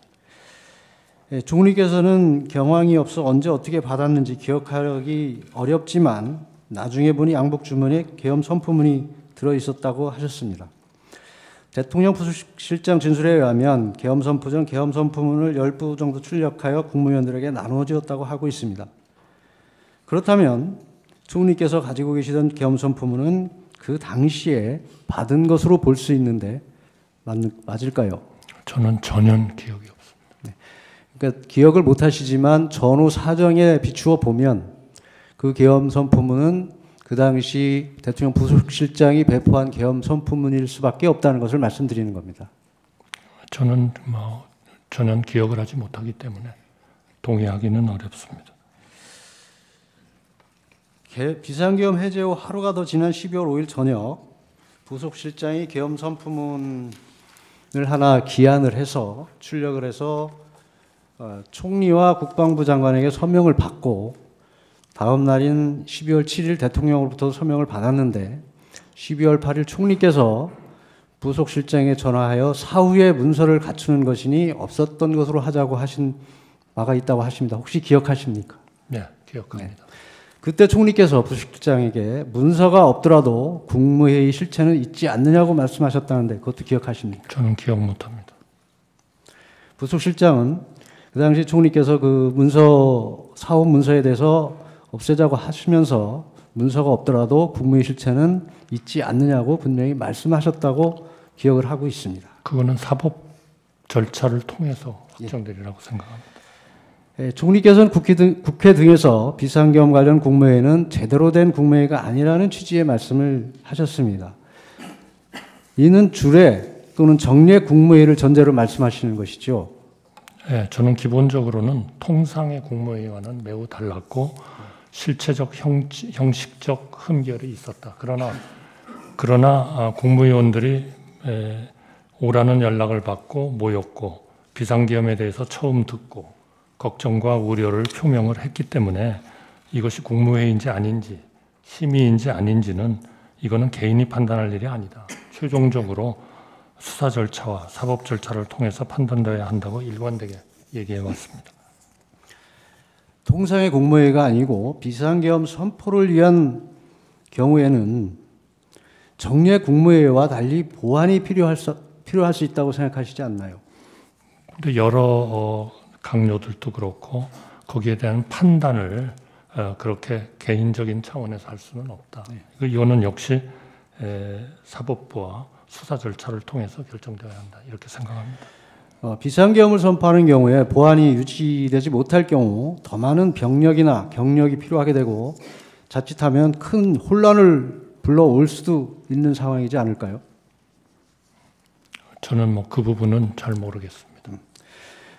보안이 유지되지 못할 경우에는 큰 피해가 발생하거나 극단적으로는 비상계엄의 목적을 달성하지 못할 수도 있지 않을까요? 저는 그 부분에 대해서는 잘 알지 못합니다. 만일 전시사변에 준하는 사태에서 교통통신이 두절되어 국무위원들이 모이지 못해 국무회의를 열지 못할 상황도 상정할 수 있지 않겠습니까? 제가 특별히 더 답을 드릴 것은 없다고 생각합니다. 따라서 비상시의 국무회의는 평상시 정례 국무회의와 동일한 형태로 소집되고 개회될 수는 없는 것으로 보입니다. 그렇지 않습니까? 그 모든 것은 수사 절차와 사법 절차를 통해서 판단되어야 한다고 생각합니다. 총리께서는 최근 이인재 전 국회의원이 자신이 페이스북에 제한 1993년 금융실명제 당시를 해고한 글을 혹시 보신 적이 있습니까? 정확히 보진 못했습니다. 금융실명제 당시 소집 명령이 떨어져 영문도 모른 채 청와대로 달려갔습니다. 각부 장관들이 웅성거리며 무슨 긴급한 일이 벌어졌는지 말을 주고받을 때 김영삼 대통령이 들어와 마이크를 잡고 오늘 우리는 마침내 금융실명제를 실시한다고 말하고 그제야 대통령이 긴급명령으로 금융실명제 개혁을 단행한다는 사실을 알았다. 당연히 사전 통고나 국무회의는 없었다. 그렇지만 위원의 소지가 문제가 되었지만 전부 합헌이라는 결정을 받았다. 이런 내용이었습니다. 혹시 네, 제가 특별히 언급할 그런 의제는 아닌 것 같습니다. 그렇게 본다면 이 사건 비상계엄 선포 전에 총리께서 대통령실에 연락을 받고 들어가셔서 비상계엄에 대한 논의가 있었고 또 국무위원들도 속속 도착을 해서 함께 비상계엄에 대한 논의를 하고 의견을 개진을 하였습니다. 실질적인 국무회의가 이루어진 것이라고 볼 수 있지 않겠습니까? 그 부분이야말로 개인이 판단할 일은 아니라고 생각하고 수사 절차와 사법 절차를 통해서 판단되어야 한다고 생각합니다. 그 당시 상황과 관련해서 여쭤보겠습니다. 당시 외교부 장관이 대통령에게 외교 관계에 영향을 끼치는 것이 너무 크다며 만류한 사실은 혹시 기억을 하십니까? 제가 나중에 국회에서 외교부 장관이 발언하는 것을 들었습니다마는 저는 그 자리에서 외교부 장관이 한 얘기는 제가 기억이 나질 않습니다. 당시 대통령이 그런 문제에 대해 안다고 하시면서 대사관에는 잘 설명을 하시라 하고 미국과 일본은 대통령이 직접 설명한다고 한 사실이 혹시 기억나시나요? 제가 기억은 나지 않습니다. 총리와 다른 국무위원들도 대부분 만류하셨고 그 이유는 45년 만에 비상계엄을 국민들이 받아들일 수 있을지, 그리고 우리 경제 외교에 미칠 영향, 향후 야당의 공세로 인한 정무적 부담 등이 있었다고 알고 있습니다. 혹시 그런 논의가 있었는지? 네, 저도 강하게 말씀을 드렸고요. 여러 강요들도 그런 문제를 말씀드렸습니다. 대통령 그 당시 다 안다, 길지 않을 것이다, 다 생각했다, 순간적으로 하는 것이 아니다, 깊이 생각했다, 무엇보다 탄핵 때문에 도저히 안 되겠다, 감사원장, 중앙지검장 탄핵을 하는 마당에 도저히 안 될 것 같다는 얘기를 했다고 하는데 기억나십니까? 그런 취지의 말씀은 하셨습니다만 제가 정확히 그런 그 대통령님의 워딩으로 기억하고 있지는 못합니다. 다만 국가를 위해서 내가 책임지고 나라를 구해야 되겠다, 그런 취지의 말씀을 하신 것으로 기억합니다. 국무위원 11명이 성원된 이후에 대통령이 경제 외교 문제를 내가 왜 생각 안 했겠나, 나도 정말 생각 많이 했다, 하지만 국무위원 한 사람 한 사람이 느끼는 상황에 대한 위기의식, 책임감과 국가를 총괄하는 대통령이 인식하는 상황과 위기감이 다르다는 말을 한 것은 기억하십니까? 네, 그건 기억합니다. 우리 헌법이 정하고 있는 비상계엄의 사유는 전시사변 등 교전 상태뿐 아니라 기타 그에 준하는 이른바 비군사적 국가 비상사태가 있다는 견해에 혹시 동의를 하십니까? 죄송합니다. 다시 한번 말씀해 주시겠습니다. 우리 헌법이 정하고 있는 비상계엄의 사유에는 전시사변 등 교전 상태뿐만 아니라 기타 그에 준하는 이른바 비군사적 국가 비상사태가 있다는 견해에 동의하십니까? 저는 그거를 헌법 조문으로서는 읽었습니다만 정확히 그것이 어떻게 해석이 되고 어떻게 적용이 되어야 하는지에 대해서는 제가 잘 알고 있지 못합니다.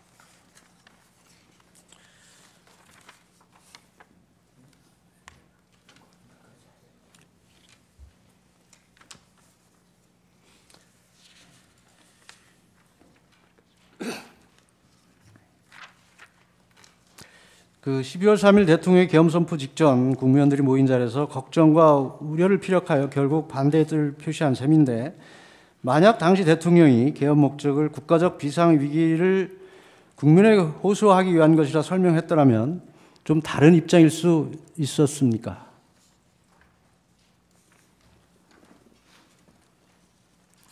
지금 저한테 물어보셨습니다. 저는 그 문제에 대해서 제가 판단하고 싶지는 않습니다. 비상계엄을 선포하면서 계엄의 형식을 빌린 호소형 계엄이라는 사실을 사전에 밝힐 수는 없었던 것이죠.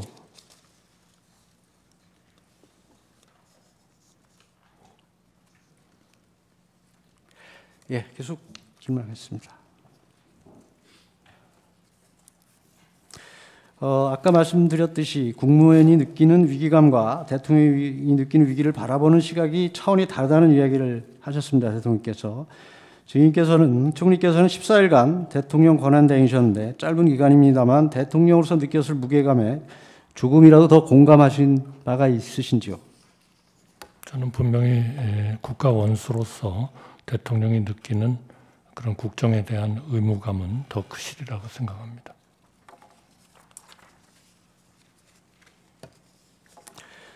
앞에서 말씀드린 바와 같이 다른 국무위원들도 대부분 만류하셨고 그 이유는 45년 만에 비상계엄을 국민들이 받아들일 수 있을지, 그리고 우리 경제 외교에 미칠 영향, 향후 야당의 공세로 인한 정무적 부담 등을 논의하신 것으로 알고 있습니다. 그렇다면 그 당시 대통령실 그 대회의실에 모여서 논의한 것은 비상계엄에 관한 것이 주제이고 국무위원들께서 또 총리께서 충분히 본인들이 가지고 있으신 의견을 대통령께 개진한 것으로 보이십니다. 실제 정례 국무회나 정례 국무회에서 이렇게 실질적인 논의가 이루어지는 경우가 있습니까?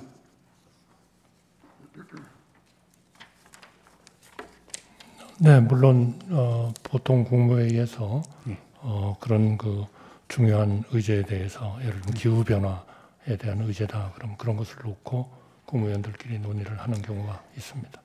대부분의 주례 국무회의에서는 안건 상정되고 거의 논의 없이 단시간 내에 종결되는 것이 상례이지 않습니까? 통상의 국무회의에 안건 처리 국무회의는 그렇게 됩니다만 그러나 그 특정 주제를 놓고 논의를 하는 경우도 물론 있습니다. 이 사건 비상계엄 관련해서 국무회의 이제 총리께서는 정례 국무회의에 비교해서 그것을 전제로 해서 형식이나 절차 부분에서 미진한 부분을 말씀하시고 있는 것 같습니다. 비상시의 국무회의는 평상시에 정례 국무회의와는 다를 수밖에 없다고는 생각하십니까? 그런 부분은 개인이 판단할 수는 없다고 생각합니다. 수사 절차와 사법 절차를 통해서 판단되어야 한다고 생각합니다. 총리께서는 이명박 정부 시절 주미대사를 하셔서 통상위기의 중요성을 잘 아시지요? 네, 그렇습니다. 트럼프 정부가 얼마 전에 출범을 했습니다. 트럼프 정부와의 관계에서 대통령의 역할이 매우 중요하다고 생각하시지는 않는가요? 매우 중요합니다. 지금 미중 패권 전쟁을 비롯한 각종 국제 정세가 어렵습니다. 이런 때 대통령이 고리되고 있다는 것은 굉장한 위기 상황으로 밖에 볼 수 없습니다.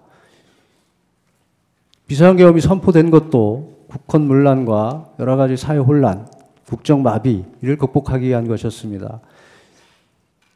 이건 탄핵도 조속히 종결하여 대통령이 복귀하여 이런 위기 상황을 다시 극복해야 된다고 생각하지 않으십니까? 대통령의 그런 그 국정에 있어서의 참여하지 못하는 것은 우리나라의 전체적인 그 외교에 있어서 분명히 어려움을 주고 있는 건 사실입니다. 감사합니다. 추가 질문하십시오. 증인 비상계엄 선포한 2024년 12월 3일 오전 10시에 국무회의가 정상적으로 개최가 됐었죠. 해제 국무회의 12월 3일 비상계엄 선포 당일 오전 10시에 51회 국무회의가 열렸었잖아요. 예, 네. 세종시에서 열렸습니다. 예, 증인께서 주재를 하셨잖아요. 예. 그날 국무회의에서 뭔가 이대로면 나라가 국정이 마비된다 이런 얘기가 혹시 국무위원들 사이에 논의된 게 있었나요? 그때 그러한 차원의 얘기보다는 일반적으로 우리 그런 얘기가 있었던 건 아니고 정상적으로 진행된 통상적인 국무회의였던 거죠. 그때 증인께서 그 국무회에서 이런 말씀을 하셨더라고요. 내년도 예산안이 하루라도 빨리 여야 간 합의를 거쳐 처리될 수 있도록 국회 초당적 협력을 다시 한번 당부드린다. 이런 말 기억하시죠? 네, 그렇습니다. 국회의장도 바로 전날에 예산안을 12월 10일까지 여야 간에 합의해서 좀 처리할 수 있도록 해달라 이렇게 말씀하셨잖아요. 네. 근데 증인이 이제 오전 10시에 국무회의에서 12월 3일 날 오전 10시에서 국무회의에서 예산안에 대해 국회가 초당적 협력을 해달라 이렇게 얘기를 하고 피청구인이 그로부터 12시간 뒤에 대국민 담화문에서 예산 폭거는 한마디로 대한민국 국가재정을 농락하는 거다. 지금 우리 국회가 범죄자 집단의 소굴이 됐다 하면서 비상계엄을 선포하셨거든요. 이 12시간 사이에 우리나라에 뭔가 국정이 마비될 정도의 어떤 뭔가 급박한 비상사태 아니면 상황 변화가 있었던가요? 증인이 국정을 운영하는 책임자로서? 제가 그 상황에 대해서는 아는 바가 없습니다. 특별한 상황 변화는 없었다는 증인이 생각하기에는 그렇게 이해를 하면 되겠죠? 제가 뭐라고 답변할 수 있는 그런 상황이 아니라고 알겠습니다. 생각합니다. 피청구인은 보면 그 비상계엄 선포 담화문에서 국회를 지칭해서 여러 가지 표현을 사용하시는데요. 범죄자 집단의 소굴, 자유민주주의 체제를 붕괴시키는 괴물, 종북 반국가 세력, 폐악질을 일삼은 망국의 원흉 이런 표현을 쓰셨는데 반면에 증인은 여야 간의 협치를 굉장히 강조하시는 것 같아요. 그런데 비상계엄 선포 이전에 피청구인이 증인한테 국회에 대해서 이렇게 좀 표현하신 적이 있으신가요? 그런 표현을 정확하게 네. 말씀하신 것은 제가 기억하지 못합니다. 네, 회의석상에 이렇게 개인적으로 만나실 때도 기억하신 적은 없으시잖아요. 그렇죠? 그런데 그러나 국정에 대한 걱정, 네. 좌절 그런 것들은 걱정을 하셨던 거지 국회를 이렇게 표현하지는 않으셨다는 거잖아요. 근데 이런 국회가 반국가 세력이라고 하는 담화문의 비상계엄 선포 담화문의 내용에 대해서 증인께서는 좀 동의를 하시나요?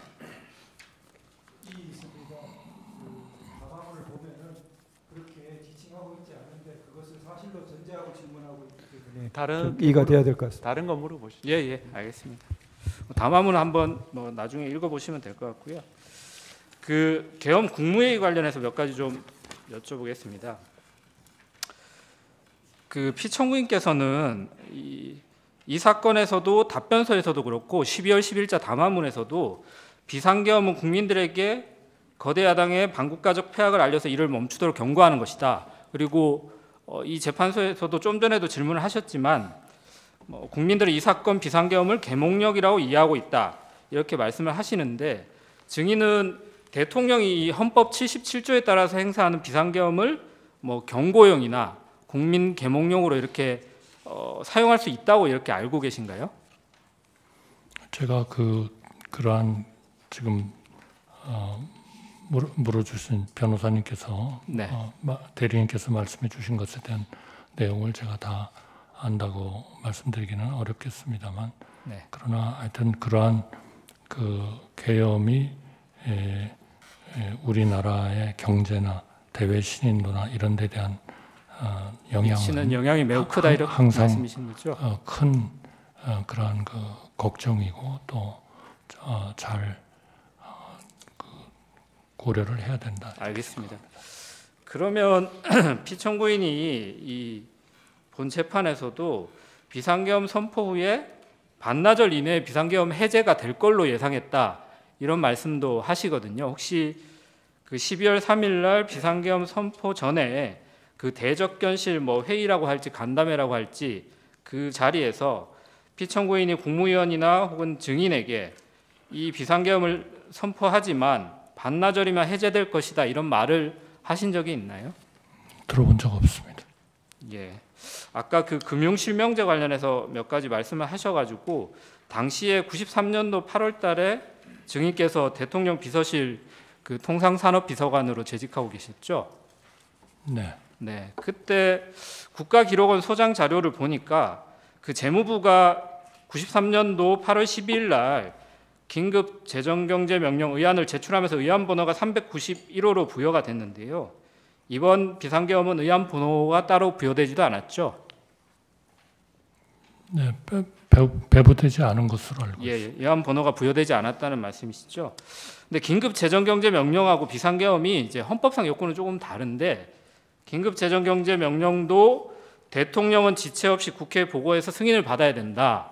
그리고 비상계엄도 대통령은 지체 없이 국회에 통고해야 한다. 이렇게 헌법에 76조, 77조가 규정돼 있는데요. 개헌법에도 국회가 폐회 중일 때는 대통령이 지체 없이 국회에 집회를 요구해야 된다. 이렇게 되어 있거든요. 혹시 이거 알고 계신가요? 비상계엄을 선포하고 나면 국회가 만약 폐회 중이면 국회에 집회를 요구해야 된다.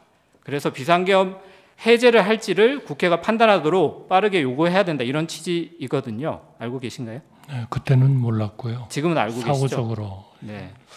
근데 그래서 이제 93년도 8월 12일에도 김영삼 대통령이 담화문을 발표하면서 금융실명제에 대해서 대통령의 긴급명령을 심의하기 위해서 임시국회 소집을 요청한다. 이렇게 공식적으로 얘기를 하거든요.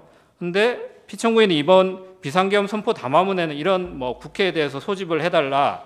우리가 그 비상계엄 선포를 하니까 여기에 대해서 국회가 좀 판단해 달라. 이런 내용은 없었던 건 알고 계시죠?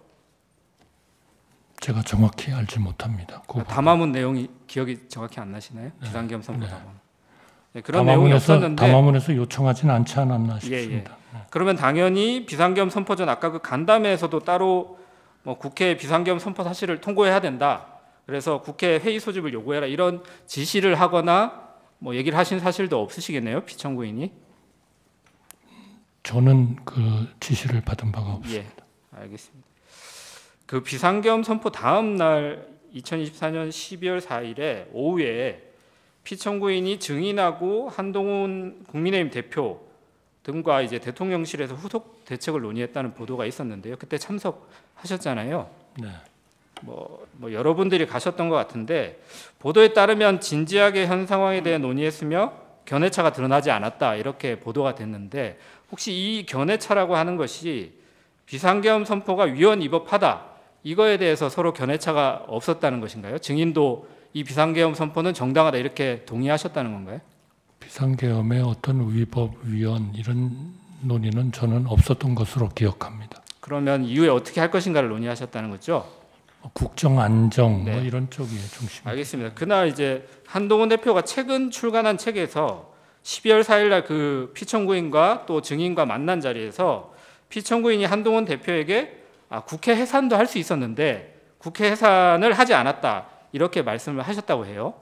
근데 피청구인이 당시에 그 모임에서 내가 비상계엄 선포 후에 국회 해산을 할 수 있었는데 안 했다 이런 말씀 들은 기억이 있나요? 없습니다. 한동훈 대표가 같은 책에서 그런 얘기도 하는데요. 당시 한동훈 대표가 피청구인한테 왜 나를 체포하려고 했냐 이렇게 물어보니까 피청구인이 만약 정치인 체포를 하려 했으면 방첩사령부를 동원했을 텐데 이번 계엄에서 방첩사를 동원하지 않았다 이렇게 말했다고 이제 책에서 썼다고 하시는데요. 그런 발언도 혹시 들으신 적 있으신가요? 제가 기억을 못합니다. 알겠습니다. 그 증인이 2024년 12월 11일 국민께 드리는 말씀에서 증인께서는 비상계엄 선포에 일관되게 반대했지만 막지 못했다. 그래서 깊이 자책하고 있다라고 했는데 비상계엄 선포 후에도 피청구인이 탄핵되기 전까지는 뭐 많은 시간이 있었잖아요. 그 시간 동안 피청구인한테 비상계엄 선포가 좀 잘못됐다 이런 내용에 대해서 정식으로 좀 의견을 말씀드린 적이 있으신가요? 이미 해제가 됐기 때문에 네. 그러한 논의는 많이 하지 않았습니다. 아예 논의 자체를 안 하셨다는 건가요? 그때의 가장 중요한 거는 어떻게 하면 수습을 할 건가 이런 재정, 문제였다는 거죠. 경제 이런 알겠습니다. 쪽에 그러면 수습을 할 거냐. 증인이 어제 열린 증인에 대한 그 탄핵 심판 변론기일에서도 비상계엄 선포 당시 피청구인을 설득하지 못해서 국민들한테 송구하다 이런 말씀도 하셨는데요. 증인이 생각하기에 당시에 피청구인을 좀 설득하지 못한 이유가 어떤 거라고 생각하시나요? 그래서 대통령에 대한 그런 그 소위 나라를 구해야겠다는 그 의지 이런 것들이 결국 강했기 때문에 설득하지 못했다. 우리가 설득을 못한 거 아닌가 그렇게 생각합니다.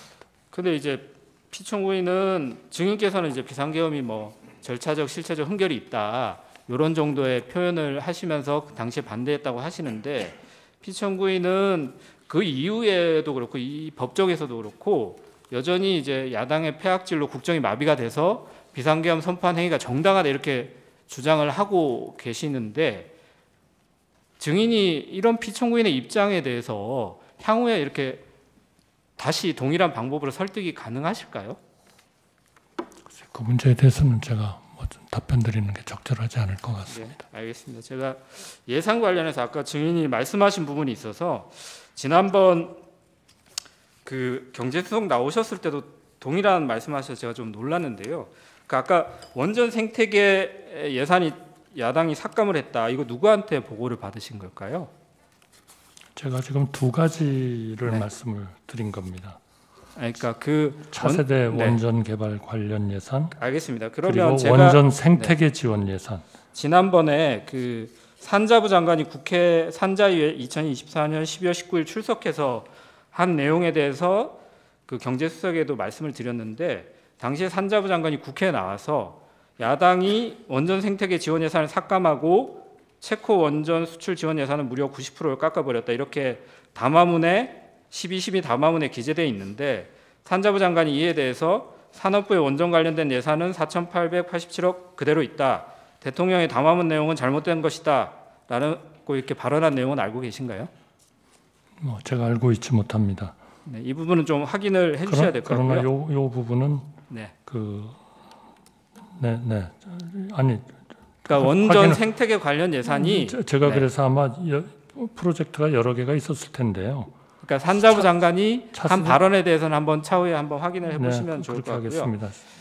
그 피청구인의 그 12월 3일 담화문하고 12월 10일 담화문은 혹시 누가 쓴 건지는 알고 계신가요?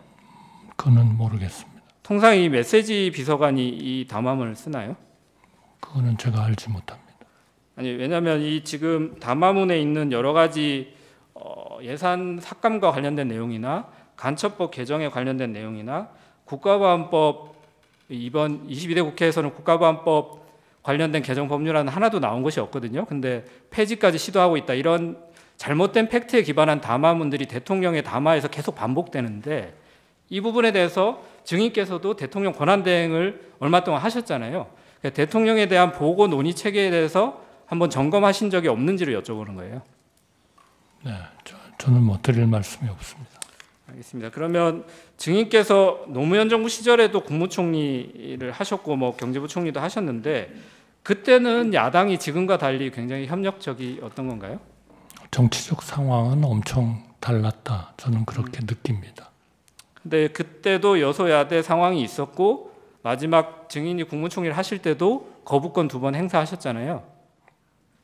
제가 그걸 지금은 기억을 기억 못 못하겠습니다. 하시나요? 근데 그때는 비상겸을 하지 않으셨는데 지금은 비상겸을 한 거에 대해서 따로 하실 말씀이 있으실까요? 그러나 하여튼 그때는 국민연금 개정안까지 여야 합의로 통과가 됐고요. 그다음에 그 사학법 굉장히 알겠습니다. 아주 오랜 동안 어려운 과제였지만 그것도 여야 합의로 알겠습니다. 통과를 시켰습니다. 정치적인 상황은 훨씬 더 양극화되지 않았다. 네, 저는 증인. 그렇게 생각합니다. 여쭤보기 전에 아까 제가 그 방통위원장 탄핵 정죽수 관련해서는 제가 잠깐 착각을 해서 그 재평가님 의견 비율이 4대 4였던 건 맞은데 원래 6분이 인용되려면 6분의 의견이 필요하기 때문에 그 부분은 제가 한 분 더가 아니고 2분 더 필요했다는 말씀 정정 말씀드립니다. 증인한테 제가 잘못된 정보를 드린 걸 수 있으니까 정정 말씀드리고 이날 계엄 지금 국무위원들 모였을 당시에요. 앞에 먼저 모였던 분들 계시잖아요. 국무위원 중에는 6분이고 조태용 국정원장이 있었고 그분들 중에서는 마지막으로 연락받은 분이 증인 포함 3분인데 그 시간이 8시였습니다. 대통령실로 들어오라는 연락받은 시간이. 근데 나머지 분들 중에는 제일 먼저 연락받은 게 1시간 15분 뒤에요. 9시 15분. 그러니까 증인 8시에 전화 받고 8시 45분쯤 들어가셨다는 거잖아요. 그러니까 그때부터 한 30분 동안 증인이 다른 국무위원들 얘기도 한번 들어봅시다. 그 얘기 꺼내실 때까지 그때까지는 다른 국무위원 누가 들어올 때까지 기다리는 상황은 아니었죠. 그건 제가 잘 모르겠습니다. 증인은 어떠셨냐고요? 증인도 그때 다른 국무위원들 추가로 더 오기를 기다리고 있던 상황이었어요? 아니죠. 아닙니다. 저는 네. 대통령님께 알겠습니다. 좀 더 국무위원들을 더 그리고 아까 그 계엄 해제 국무회의 할 때요. 제안하겠습니다. 예. 증인, 그 보통 국무위원들이 간담회를 하는 경우가 있죠. 예, 있습니다. 그러니까 국무회의 끝나고 나서 간담회를 하죠. 대개 그렇습니다. 그러면 국무회의와 간담회는 어떤 차이가 있습니까? 국무위원 간담회는 뭐 지금부터 개의를 합니다. 뭐 폐회를 합니다. 그리고 뭐 안건을 뭐 필요하면 내기도 하겠지만 안건이 없이 그냥 구두로 얘기하는 경우도 있고요. 그다음에 기록을 하지 않습니다. 그러니까 개의합니다, 폐회합니다 이런 얘기 안 한다는 거죠? 안 합니다. 예. 간담회는 그런 게 없습니다. 예. 지금 이 사건 비상계엄 전에 대통령실에서 있었던 그 회의가 있잖아요. 그 회의에 대해서 증인은 수사기관이나 아니면 국회에서 간담회 정도로 본다 이렇게 말씀하신 적은 있으시죠?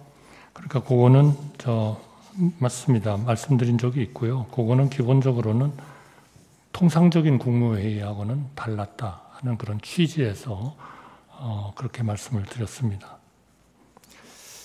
예. 그런데 이제 그 증인께서는 그래서 이게 국무회의였느냐 아니냐 하는 것은 뭐 수사 절차나 사법 절차에서 정해야 될 것이다 이렇게 말씀하셨죠. 네. 이제 그런데 이제 이게 지금 사법 절차잖아요. 네. 네, 오늘 이 재판이 이제 그런데 저희가 그 증인에게 바라는 것은 뭐냐면 증인에게 그런 사법 절차에 있어서의 그런 판단을 대답해 달라는 게 아니고요. 증인의 개인적인 생각을 얘기해 달라는 겁니다. 증인께서는 어떻게 생각하시나요? 그러나 저는 이제 그 판단, 그거는 사실 개인적으로 하기는 굉장히 어려운 일이다라는 말씀을 드리고 아마 많은 장관들이 이 국무회의를 한 것이 어떤 성격을 갖느냐 했을 때 항상 얘기한 거는 뭔가 판단은 어떨지는 모르겠습니다만 이러면서 아마 답변들을 많이 하신 걸로 제가 그렇게 파악을 하고 있고요.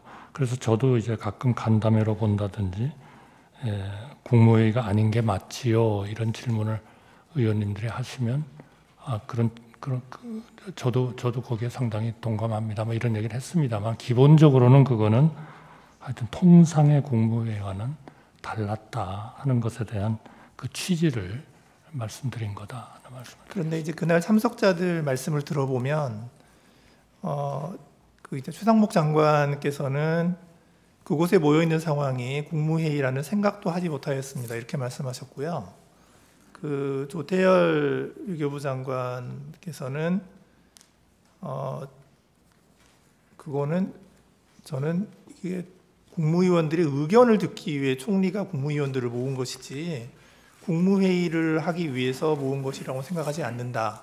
뭐 이렇게 얘기를 하거든요. 그러니까 이제 제가 듣고 싶은 거는 저희가 듣고 싶은 건 뭐냐면 그냥 그 증인의 개인적인 느낌 그걸 듣고 싶은 거예요. 조금 더 말씀드릴까요? 지금 김영호 통일부 장관은 뭐라고 그랬냐면 자기는 그렇게 생각했다는 거예요. 이건 국무회의가 아니고 국무위원들의 회의 만남이지 정상적인 국무회의가 아니지 않나 이렇게 생각했다. 이렇게 다 대답을 했거든요. 송미령 장관께서는 뭐라고 얘기했냐면 그 자리가 국무회의라고 생각한 적이 없습니다. 그리고 오영주 장관께서는 그냥 회의이지 국무회의라고 생각하지 않았습니다. 이렇게 말씀하셨는데 저희가 증인한테 듣고자 하는 것은 그냥 증인의 생각을 그냥 듣고 싶은 거예요. 네, 그래야 저희들이 사법적인 판단을 하죠. 네, 그래서 아마 지금 우리 각 국무위원들이 가진 하나의 그런 그 회의를 보는 시각 이런 거를 재판관님께서 말씀을 해주셔서 예, 증인의 시각은 어떤가? 대단히 감사합니다. 우선 감사하다는 말씀을 드리고요. 그렇기 때문에 저의 시각도 경우에 따라서는 간담회로 본다. 어떤 때는 국무회의가 아닌 게 맞지요. 그러면은 대개 그 물으신 분이 결국 회의 개회도 없었고 폐회도 없었고 안건에 정확한 제기도 없었고 안건에 대한 설명도 없었고 하는 그런 또 절차적인 말씀을 하시거든요. 그래서 저도 대개 그런 취지에서 이제 표현을 이렇게 저렇게 말씀을 좀 한 것 같습니다. 그런데 제가 오늘 좀 더 명확히 해야 되겠다고 말씀을 드리는 거는 어쨌든 통상의 국무회의가 아니라는 저의 그 말씀과 그것이 형식적, 실체적 흔별이 있었다고 생각하는 거. 그거는 제가 하나의 팩트로서 분명하게 말씀을 드리지만 그러나 어쨌든 12월 3일 날 오라는 연락을 받고 국무위원들은 어쨌든 순차적으로 모였고 또 비상계엄에 대해서 처음 듣고 또 걱정과 우려를 표명도 했고 하기 때문에 이거를 단순히 저희가 하는 것처럼 그냥 통상의 국무회의가 다르다. 그러니까 이거는 법적으로 어떨 것 같다. 법적인 영향을 미치는 그러한 거에 저희가 이렇게 그 개인적인 얘기를 하는 것은 굉장히 좀 적절치 않지 않냐 하는 말씀 때문에 드리는 거고요. 저도 지금 그 통상의 국무회의와 달랐다는 취지로 뭐 간담회로도 말씀도 드려갖고 국무회의가 아닌 게 맞지요 하면은 뭐 상당히 동의를 한다고도 말씀을 드렸고 뭐 갖추지 못했다 그러면 또 그것도 상당히 뭐 갖추지 못한 것 같다 이렇게 저도 그렇게 얘기를 했다는 말씀을 드립니다. 예, 알겠습니다. 감사합니다. 증인 신문은 종결하고요. 소추위원 보안적으로 한 두세 가지만 하십시오. 증인 만일에 말이죠. 국회에서 탄핵을 하는데 여기 8분 계십니다. 4분 재판관을 탄핵을 해가 직무가 정지가 되면 헌법재판소가 마비가 된다고 생각합니까? 그렇게 생각 안 하십니까? 8분이 탄핵이 되면 당연히 마비가 되죠. 4분만. 마비가 되겠죠. 그렇죠. 예. 대법원 재판관을 대법원 판사님들을 가반을 탄핵하면 마비가 되겠죠. 네. 그러면 이것이 그 비상계엄의 요건인 그 국가 비상사태에 준한다고 볼 수 있습니까? 어떻습니까? 그렇게 볼 여지가 있습니까? 제가 그거를 법적으로 아니 정의 생각을 이야기해 보세요. 아니, 법적으로 판단을 해야 될 텐데요. 네. 그거를 제가 그러한 그 법적인 판단을 제가 하는 것은 적절치 않다고 생각합니다. 지금 이번 사건과 같은 비상계엄 선포에 대해서 묻겠습니다.